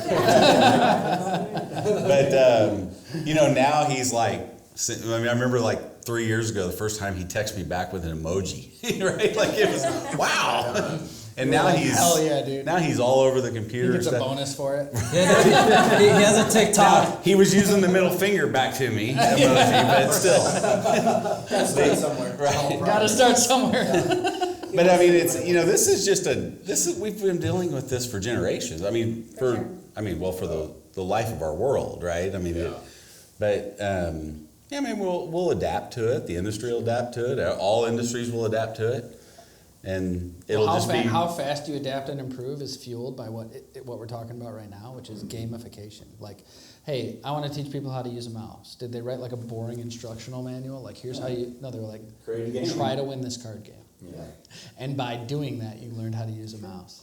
And so we talked to Steven last night, great guy, but he's all about like making stuff like games. He's taught himself, like he's leveled up throughout his career. Every single thing he did was like in reference to being like a competitive video gamer. And it's so cool. Yeah. It Well, does. and you guys have kind of done that with ProShop even, right? Where you have in the training modules, it's like they know what they need Like to you do get to a new get badge to a or- level 2 operator, Yeah. right?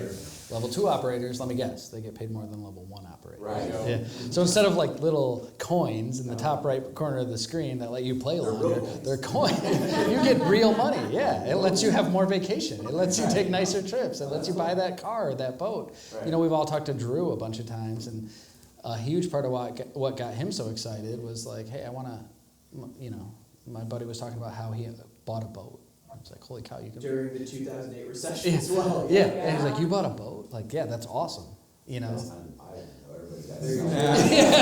Mike's like, hey, that's when you buy those numbers. That's when you need cash in the reserves, guys. But yeah, like make it feel like a game. I know my older brother, who's our president now, has this whole plan for GPS, you know, like where are you going, but also the Goellner performance system. Everyone's got a target, and if you keep hitting your targets, you keep doing better, you keep getting compensated more. If the hard part is to align it with the profitability of the business.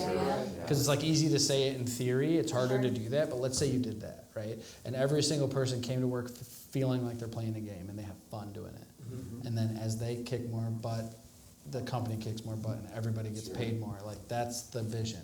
You know, and so it's super hard to do and really easy to say and get people to think that's awesome. And like, you know, You got to put it in. I lead a sales team, so it's like the most gamified thing anyway because of commissions and bonus. Yeah, exactly.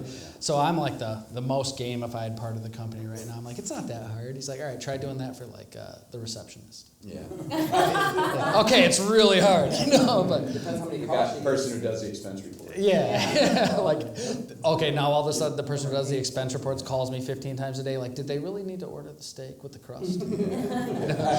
Couldn't they have got like the house wine? What do you mean? Like, what are you trying to win your game? Because it's really affecting my game. What do you mean bourbon? Yeah. Is it E.H. Taylor barrel proof, or are we talking like some Jim Beam from the well? So if, you know, speaking of technology, if we were to kind of make a little bit of a subject change, you know, I mentioned before that my son had bought a carbon fiber 3D printer. So how do you think that 3D printing is going to change your business, or, you know, how have you already implemented 3D printing in your business or seen other people use it? I'll go last. I can tell you what we're doing at Hill, which is not a lot of 3D printing. We do have a nice 3D printer. We use it some for like fixturing and tooling and so forth, just internally. We have a few things we print for customers, simple little replacement part type stuff. Where we come across 3D printing most is like post-printing machining. So we have, like our largest customer, they've invested very, very heavily in 3D printing, and they're printing exotic materials and all sorts of things. And then that, like down in Houston, and then they're sending those parts to us to be machined. I picture a day that I do have a printer farm. Really? That when I come in the morning, I've got 20 castings that we're going to machine today, and then I love tomorrow. how you called it a farm, because it really feels like that. Like you're just cultivating your fruit after it grew. Yeah, I mean, you come in the morning and there's, you know, we like pick them off the tree, right? Like, Yeah. and then they go to a machine. We machine 20 of them, and tomorrow morning there's 20 more. Proto Labs, I mean, look at those financials. You can see them. Yeah. Proto Labs in Minnesota, they're killing it. That's how I see it. And that's just based on my real everyday experience. I don't know. I'm sure you two have toured more shops than all of us combined. You probably have seen a lot more stuff, but that's what we're doing. I mean, I'm going to change the topic slightly on 3D printing. I just view it, Jason, the point about your son, you know, it's a gateway drug into manufacturing right now. Yeah. Like, you know, we need tools that get the next generation excited about making stuff, and when you can spend $1,000 to get an at-home 3D printer, you can start selling parts to your friends from that. Right. That's developing the entrepreneurial spirit around manufacturing at an earlier age. So I know that's a different answer than, you know, what are we doing today in industry? It solves the biggest problem in the industry. Exactly. Yeah, exactly.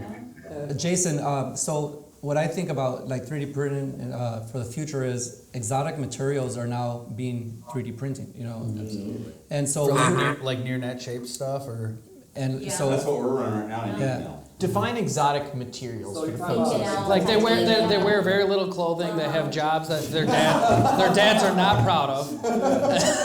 You should stop drinking. Maybe we're wrapping up here, huh? All right, maybe a little more. I just want to go against. She said you should stop. I want to go against. I gotta go against Nicole here. She I am on she my never wine listens now. to Where me. is my wine person? Where is he? Garçon. This is Nick is your awesome. wine He was person. supposed to Go take get it, care of me Nick. this whole time. Let me continue on this one subject for the reason. Just fill it up, Nick. No, because then it's warm and Leave it in the gross. bottle and put a straw. What's the problem with exotic materials machining? Time, tooling. So if you get a lug, just to say 1 pound piece of titanium, the part's probably an ounce or 2 ounces. So to machine all that material out of there, and now I'm seeing 3D printing having the capability of doing that. Yeah. So I think that's where it's going for stuff like that, where I think the more value added would be. Well, those materials cause fires as well, right? Sometimes, yeah. That's what I'm saying. So that could eliminate those types of scenarios, which is good too. Because you're not removing so much because you already have a near net shape, so you're taking smaller cuts. Yeah. But I really like that they eat up inserts. Yeah, Jason loves that because he can sell more tools. So for sure that's true. If you can print to a near net shape, there's less machining. I think the biggest opportunity, and the one that we see in our customers, obviously we're not buying printers ourselves, is engineers are now designing parts for 3D printing in geometries that are absolutely impossible with subtractive only.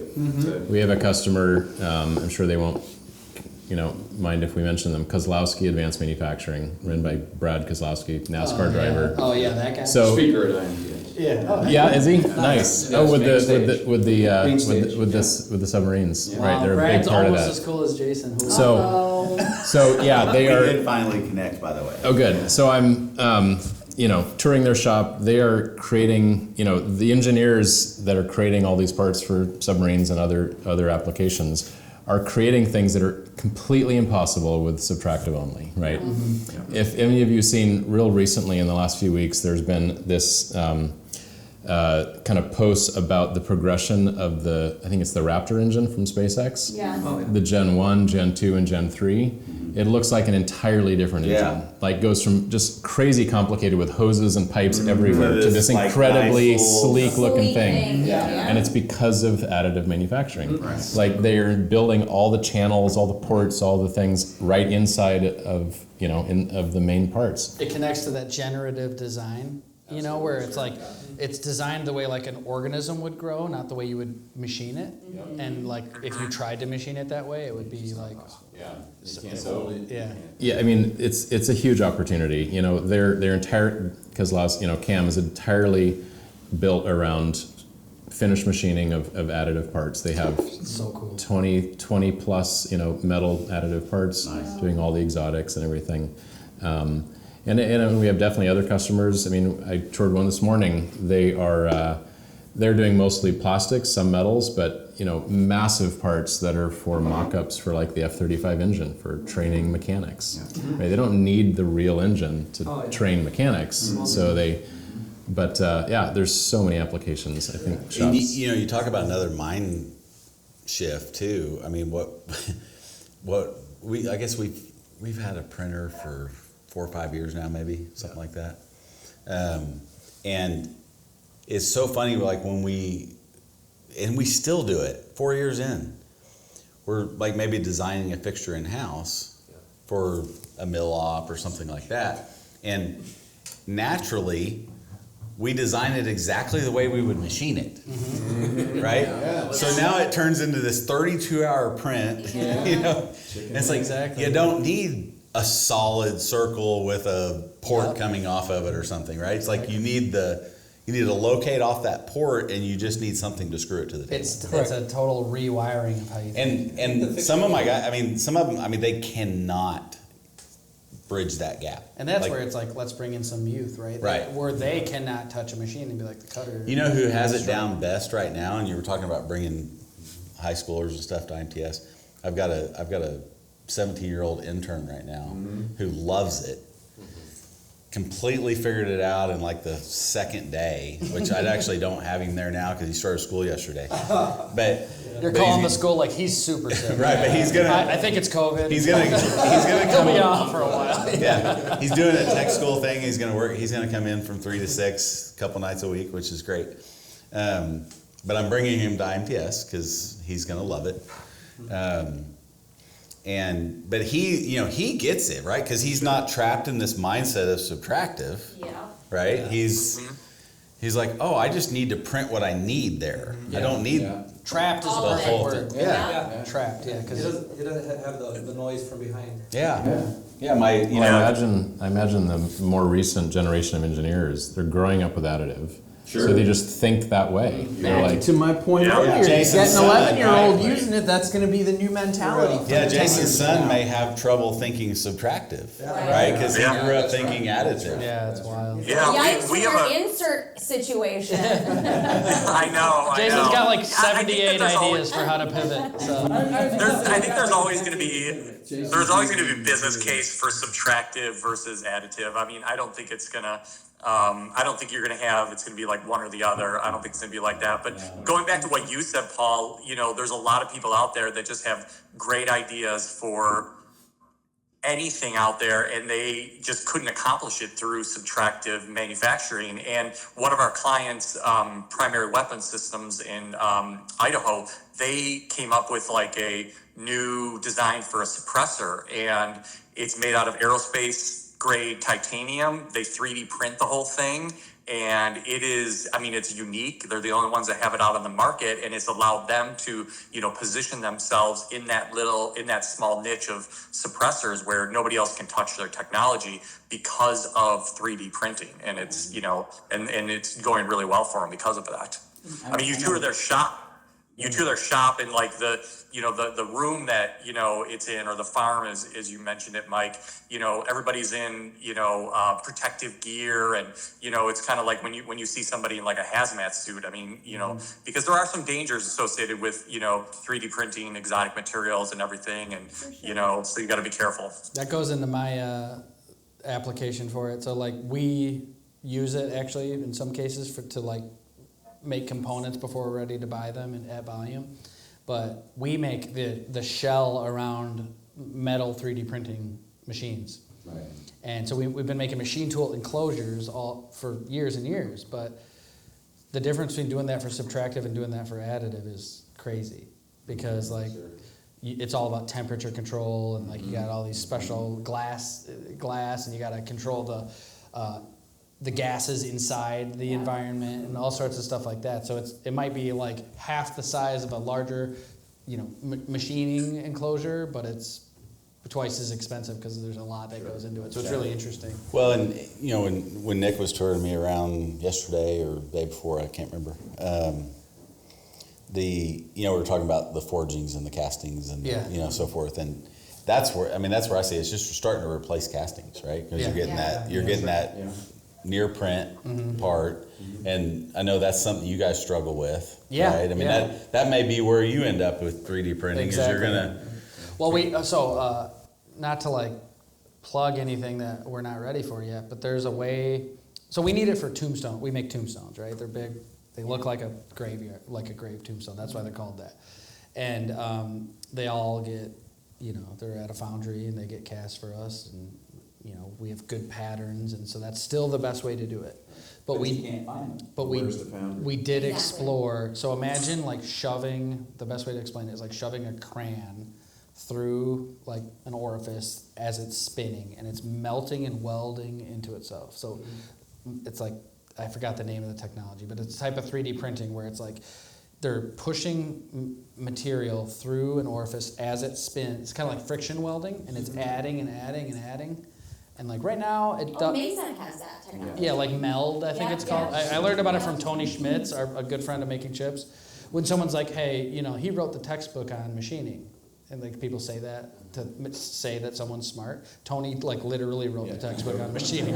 So anyway, he was like, hey, what about this? Because he knows about that challenge too, like finding the right foundries. And anyway, we're not ready yet. Like it'd be like 5 times too expensive if we did it that way yet. but we're already thinking about it. But it's gonna be there, Yeah. right? It's like it's back to what we were talking about with, going to IMTS. It's not necessarily that I'm ready for the technology that they're showing today, the emerging or if it's technologies, even applicable. right? But it gets you thinking. Yeah, 10 years from now, your emerging technologies. I mean, you were just telling us earlier on a podcast about this is the 10-year anniversary of you printed a car. Yeah. Yeah. And 2014. Well, I mean, 10 years ago, everybody was probably like, You're why would I need a 3D crazy. printer? Like, I know And we now talked we're about it talking on the about podcast, but you should tell the story again because it's so cool. Because you hadn't done it before. No, there was no prototype. So you start the show. The that show was the show's like 001. what, 6 days long? Yeah, we finally had to decide were we going to go or not go because we ran out of time, couldn't do a prototype, didn't know if it would work, and we just said, well, even if it doesn't, it'll be kind of a fun Still cool. program to see that we tried and all the rest of that. But it did work. Yeah. But it did work. I mean, there's a video you can still look at online where there's the open sheet with the little drawing on it of where it's going to go, and then you watch it grow into the. And it's going to be there this year. Yeah, we'll be there. 10th anniversary. Cool. Got it out of the warehouse. And you guys will be on the Today Show. We were. That's when 3D printing was. Nobody knew what it was. Right. I mean, it was people in our industry had an idea. There was a couple of pioneers in our industry that started doing that kind of stuff years ago. It's not new technology. It's just adaptable. But by 2014, that was the first time it went outside of people in the know. And then when it started to break out after that, I was like, oh my God, what is this? And I love what you then said. it went through this crazy phase where it was going to 3D print everything in its Well, brother. so that's the whole thing. Now Like, we're into reality. Mike was like, hey, what'd you say? Like, it's about what's going to happen in 5 years, not what's already there. And I'm going to the show to learn what I might need in 5 years. And then what you just said is the whole point. Like, people try to create this additive versus subtractive battle. It's so stupid. Yeah, makes no sense. Like, why do we? It's a marketing tactic. Why do we do that? I hate it. Technology and history. And that's like the most It just goes. deconstructive thing there is. Like, can we be constructive and think about how they can work together? Yeah, the fastest technology growth, if you look at, especially if you go back to like when I was kind of in the technology space, the fastest technology adoption that happened like in history was mobile technology. Mm-hmm. And it was because it wasn't a replacement technology. Yeah. Right? It was a complementary technology. Yeah. It added to your capability. It took you from sitting at your desk to being able to move around and have some of the same information. And I would never remember the numbers of adoption from like no PCs to PCs and then PCs to mobile. But it was like 12, 20, 50 times the growth rate of people putting desktops on their machines versus putting a mobile computer in their pocket, right? Mm-hmm. And this is the same thing. Yeah. It's complementary technology to what we're all already doing. It's just annoying that like the adoption rate can be that much higher. Creates the Oh, click on that. Go into the restroom. Oh, he's I'm still here. Don't worry. I think we like lost your video. I know. That's on purpose. On purpose? Well, I'm going to get myself a sandwich unless you want to watch That's a great idea. That's actually great. Yeah. Even AI needs to eat. No, I think what it is fear. Like when something's new, and then the people who are like, hey, my whole bread and butter is this thing, and this could be disruptive to it. Then they're like, hey, let's create an enemy out of the thing, the other thing, Scary. instead of it being like let's work together, And it really is just people being scared. One of my customers in Houston actually, they were developing 3D printing in a larger scale. So they were actually had a contract with the defense industry, and they were using. It looked like a genie, is a robot, right? But it was building like fortress, like houses or whatever. Oh, Fortresses. I've seen that. Fortresses. Yeah. And it looked literally like. No, that's what you think of, actually. Yeah, that's what it looked just like that, and so it was pretty neat to see that. You know, We had a 3D printed house in IMTS I in do the past. remember that. And the last show we had the pod that they'll live in on Mars because you have to do that. You have to print it there. You're not going to ship a house to Mars, right? You have to build it. Some logistics companies like, damn, no, that was my yeah. whole plan. I can't unload trucks on Mars. Nothing on Mars. Eelman and Blue Origin, they're all like, gosh, man, we had a whole business plan around that. So I know one of the topics we wanted to talk about was sort of national security, defense industry. Obviously, we're talking about the whole build submarines thing that the government is really sort of trying to introduce into this manufacturing industry and supply chain. I don't remember the numbers exactly, but it's something like we need 10 times, 20 times more submarines than we can actually have capacity to build right now, right? With the defense space and the number of companies in it.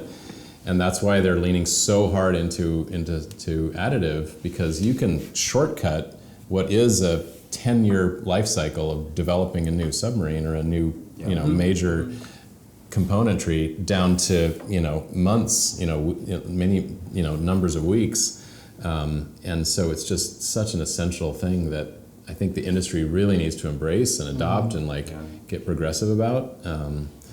Because it's the world is a scary place There's right two now, ways to and lead we into need the to. problem for them. One is tech, and the other is to expand the amount of people involved in it. Yeah. And that's what we're doing. both at the same That's time. what they're going to try to do, and that's why that will be the Emerging Technology Center at IMTS. Is the Blue Forge / Build Submarines project is the main component of it, because they realize that by making it so hard to do business, to do that you've closed the circle so tightly that you're stuck, right?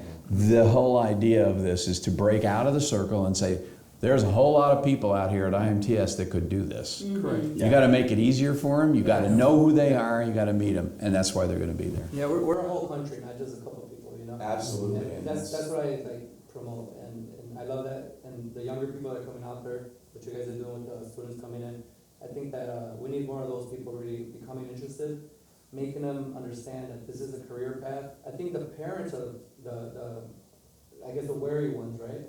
And, I don't know if they are anymore. Not anymore. It's changed. I Our have a- generation was like, you gotta go to college. I mean, my dad was that too. Right. He never wanted me to be in the business whatsoever. And so it's so interesting that it's like, Really? yeah, no part. He wanted me to be a doctor. I like to party. There's no way that You might not know the same doctors I know. maybe not. But he didn't, both my parents, which is so ironic because here he started the business in '79 and he's been in the business prior to him starting HM. But that was like an ick for them. Really? But I do a ton of internships, and it's so crazy that I can't keep up. I used to only take about 4 interns a year. Now it's year round. Because all these kids, even if it's only based on business, they're so geeked out over something so different. They don't want to go to a doctor's office to do an internship. They think No, you just what we're posted your doing new is- intern, that I'm young so girl. What's her name ready. again? Emily. Yeah, that was cool. I was like, Yeah, and she's- love. What's better than that? I mean, but she really wants to be a mechanical engineer. That's so cool. How awesome, so cool. And I asked her, where did you get the thought from? She's like, I don't know, I like working with my hands. It's shifting, it's different, and I think the parents are now starting to see, why do you want to be $200,000 in debt when you vocationally you can just go right off. And that's what I, as a parent, have to pay for it. That's also. right. Yes. No, the opportunity is there to turn this narrative in our favor, for sure. But we have to do our part, right, as business owners, to allow these kids to come in and not just tour a shop, but to take the time and actually give them the availability and ability to do it. That's what we talked about the last time you were on Yeah. Eating Chips, was hey, she's a female business owner, she's in this stuff, she knows this stuff, she loves this stuff. If you want to get an internship, reach out to Nicole. And she probably didn't listen to the episode, but I love to see that what we talked about happened. Yeah. You posted on LinkedIn, I'm like, yeah. There's something to be said about being able to take an internship where you get to build something out of it. Where you're Yeah. I made some physical stuff versus it's I went to work in this office and I guess I contributed, but I don't really have a measurable way of saying that. I was Yeah, cheap and then labor. they're on their phone anyway, bored. Right. I love it. It was cheap labor. I mean, is what a lot of. No, it's funny you said that. So the founder of our company is 90-something years old. He was at our party last night. My grandfather still has the thing he built while he was in technical school in Austria. Where I forgot what kind of engine it is. Some of you mechanical people might know, but you heat up this little device on the end and it spins the wheel and it makes the piston actuate.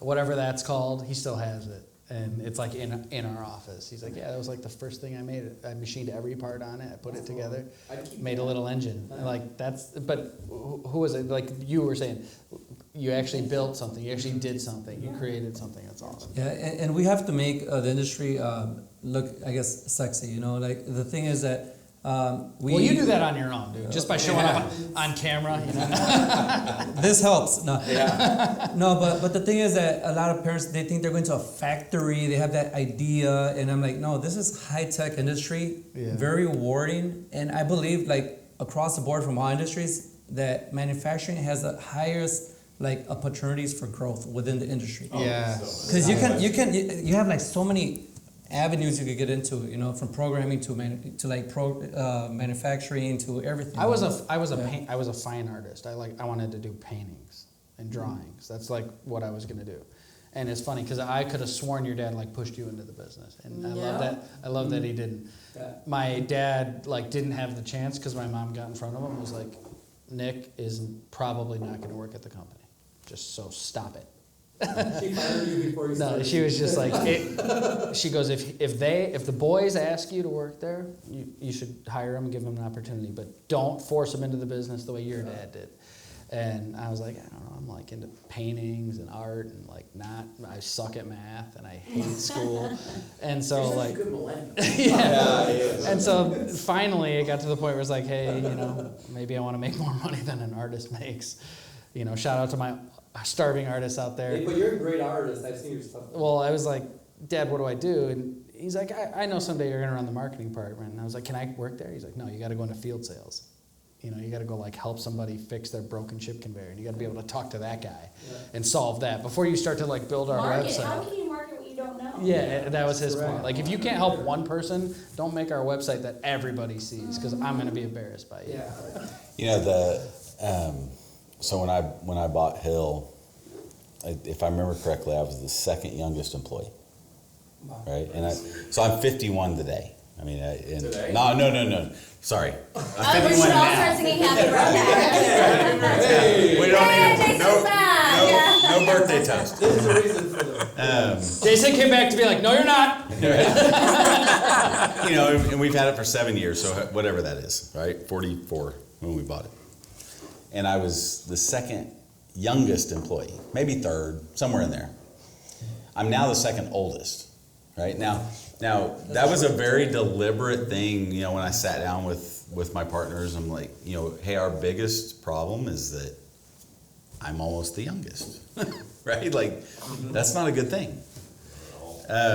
Because I don't know how to do what they do.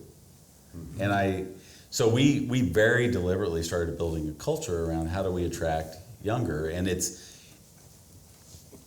basically everything we've been talking about, though, right? It's all the technology and the automation and the, you know, potentially AI and those types of things. Making it sexy, having pictures of Manny on the wall. Right. Yeah. I totally need a selfie later so I can put it on the wall.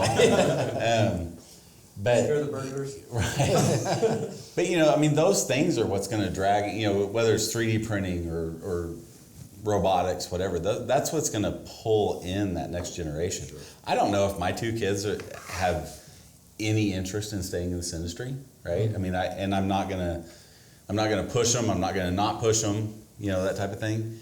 If they want to, then obviously I'll support that and help. But I think, you know, back to like what are you going to see at IMTS? I want to bring this high school intern we have. You know, the funny thing with him, so I know his father, and my entire crew loves this kid. I mean, he's 16 years old. He shows up every day. You don't even have to wonder what Rhett's doing. Like, you know, Rhett's doing something. Mm-hmm. He rewired our server closet one day. Oh my God. Just because he didn't like how messy it was, right? Another day I moved off, you know, I mentioned earlier, like kind of we've been redoing the office, so we replaced a window. Like, he was sanding drywall one day. Like, so he's done a little bit of everything. I told his dad, I said, man, it's amazing how my entire crew loves him. And he's doing all this different stuff. And what we're really training him to do is be an entrepreneur. Right? I mean, he's mopping one day. He's redoing a server closet one day. He's running some parts one day. He's 3D printing another day, and I mean, all of those around, all of us around the table, we know that's just solving the problem of the day, right? Like I think, Mike, I like what you said before, which is you started out as the second youngest, and then you became one of the oldest. Well, I remember when I came into the business, and the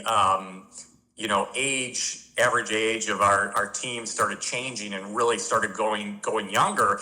And my dad made a really simple, smart observation, which is young people don't. He was talking about himself. He's like, young people don't want to work for this old guy. Right. I mean, it's like you have to have that younger person in front of the younger generation to attract them. There's one thing to be said about wisdom and everything like that and imparting that, and yes, you need to have that, but when it comes down to recruiting a younger generation, you can't put a 60-year-old in front of them. Hey, I would work for that smile any day, Jason. Your dad with his big grin that he's always got all day. I'll just do whatever he says. I'd be in a great mood. I agree, but you don't even he was right about that. Like they don't necessarily want to go to work for him. But, bringing it back to Paul talking about the national security aspect of this. I mean, if we don't use all these other tools available to us to bring in that next generation, who's going to make anything? It won't be in this country, right? That's the biggest problem. I'm optimistic that the next generation. I heard a great point. It was on a panel at a conference. I can't remember where it was, but someone said, kids are going to go where the money is. Oh, I can take this job and I'm not going to have to rack up a ton of debt, and it's cool stuff. I can TikTok it. My friends can see it. Add all this stuff up, right? People are going to start looking at this path. Yeah, I've got a 27-year-old running one of my facilities. I just had a 21-year-old on the podcast that bought her first house already. Yeah. She didn't go to college. She took a different educational route, but she's already making enough money to buy a house and things like that. It takes, we'll call them case studies for lack of a better word, but like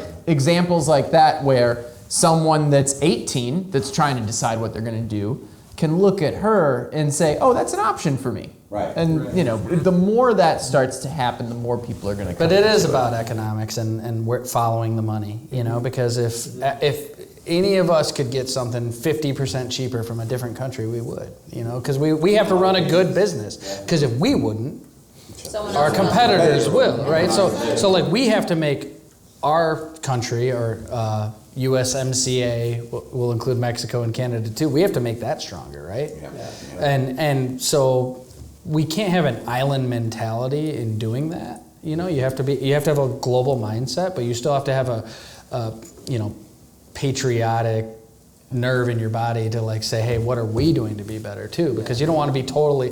I think you just said we have to make things. Like if you don't make anything, well, have fun going to war against a country who does. Exactly. Because you're gonna lose. We're going to become a service economy only. U.S. Mexico Canada Act. I don't know. If you tell me. Yeah. One of the. It is, because I built that policy, so you guys should be asking me. Let's go. I was guessing. I winged it. So. But I know locally. So in Oklahoma, we have Tinker Air Force Base, and they're a massive Air Force maintenance base. They have some of the biggest tombstones we've ever made. Oh, really? Yeah. And I didn't go to this, but I have a friend in the business that went to some presentation they made about trying to bring in suppliers and so forth, and the gap was similar to like what you were saying earlier, like the number of parts that they need cannot be fulfilled. Yep. Right? Mm-hmm. And I am an hour from there. Right. Yeah. Now they've made it so difficult to do business with them. That's very true. That I don't even want to mess with it. Yeah. Because it's like this thick, the things that you have to go through. Yeah. It's just insane. It's really not worth my time. So when you're talking about that's the distillation that's finally occurring to people as we kick off this Build Submarines project, and it's really in its kickoff because I don't know whether it will be fully successful. It's at the very beginning, but some group of people has finally realized if we make it so hard to do business with us, I'm gonna say People out now. won't. Right. People won't. I don't So, care. I don't so need it. you know, they're looking at this. Obviously, it's developed into a huge problem, right? We can't build these submarines. How do we do it? Well, here's one of the ways you We can get do Taylor Swift to write a song about it. And then Travis Kelce. Nicole to record it. Travis Kelce has to have a submarine celebration when he scores a touchdown. But it's, you know, I mean, it's a huge national security issue, but I don't know that we're helping ourselves, right? Like we're making it difficult to solve the problem. It's, I mean, it's probably ironic, and I'm sure it's a sort of a conflict in the policy, but at the same time, there's this huge outreach to try to bring in suppliers. We're rolling out the CMMC requirement, you know, cybersecurity. Which is an expense. Because it's not cheap, right? So a small manufacturer like myself of 20 employees now looks at something that's 30,000 that you have to add on top of the NIST requirements and everything else and the paperwork associated with it. Now you have to hire another person just to do that. Right. And so you look at it and you're like, what is the benefit? Because I could do it, but am I actually going to get the work for it? Because they need you to be already fulfilled in those type of requirements before they even ask you to quote. Yeah. It's a push, It's brutal. It's a push-pull, but for the first time, I'm starting to see the realization, right? That this can't be, and that's. I mean, we're in DC, right? My trade association AMT is outside of DC, and that's not something that ever hit anyone's mindset in DC was, oh, this would be hard. It's starting to. Because they're starting to bring in people. They're starting to, you know, a guy that's big in the Blue Forge project is Tim Shimbara. Tim Shimbara came from AMT. They hired him from AMT. He was our chief technology officer. They said, we need guys like this to help us go forward. If that mindset goes forward into it, we will solve this problem. Because you'll start to get people in that says, wait a minute, we can't do it the way we did it. Yeah, we've got to get rid of We didn't grow up in government. Yeah. We grew up in business. Yeah. All right, now how do we do it? Guess who's not having a difficult time with this? It's not going to be tomorrow. Is China. You know, China doesn't have a problem with that. Not that I'm advocating for their non-capitalist, you know, way of life. You know, I think entrepreneurialism is better, but you know, they're not having an issue. So we need to figure out, as Peter said, how do we fast track that process? How do we make it not so onerous? How do we motivate, you know, people like Mike to say, okay, I do want to go through this process because there is a shiny object at the other end of it, and it's not going to be as much of a hill to climb as it was before. So I'm glad that you are doing that, Peter. All right, well, the first at the Boring Bar, Jason, your vision has been realized. I know. Yeah. Next time you'll be here in person, you won't be a robot C-3PO. Exactly. But I love it. Let's toast to that. Huh? Here we are. Cheers. To the Boring Bar. What time? Salud.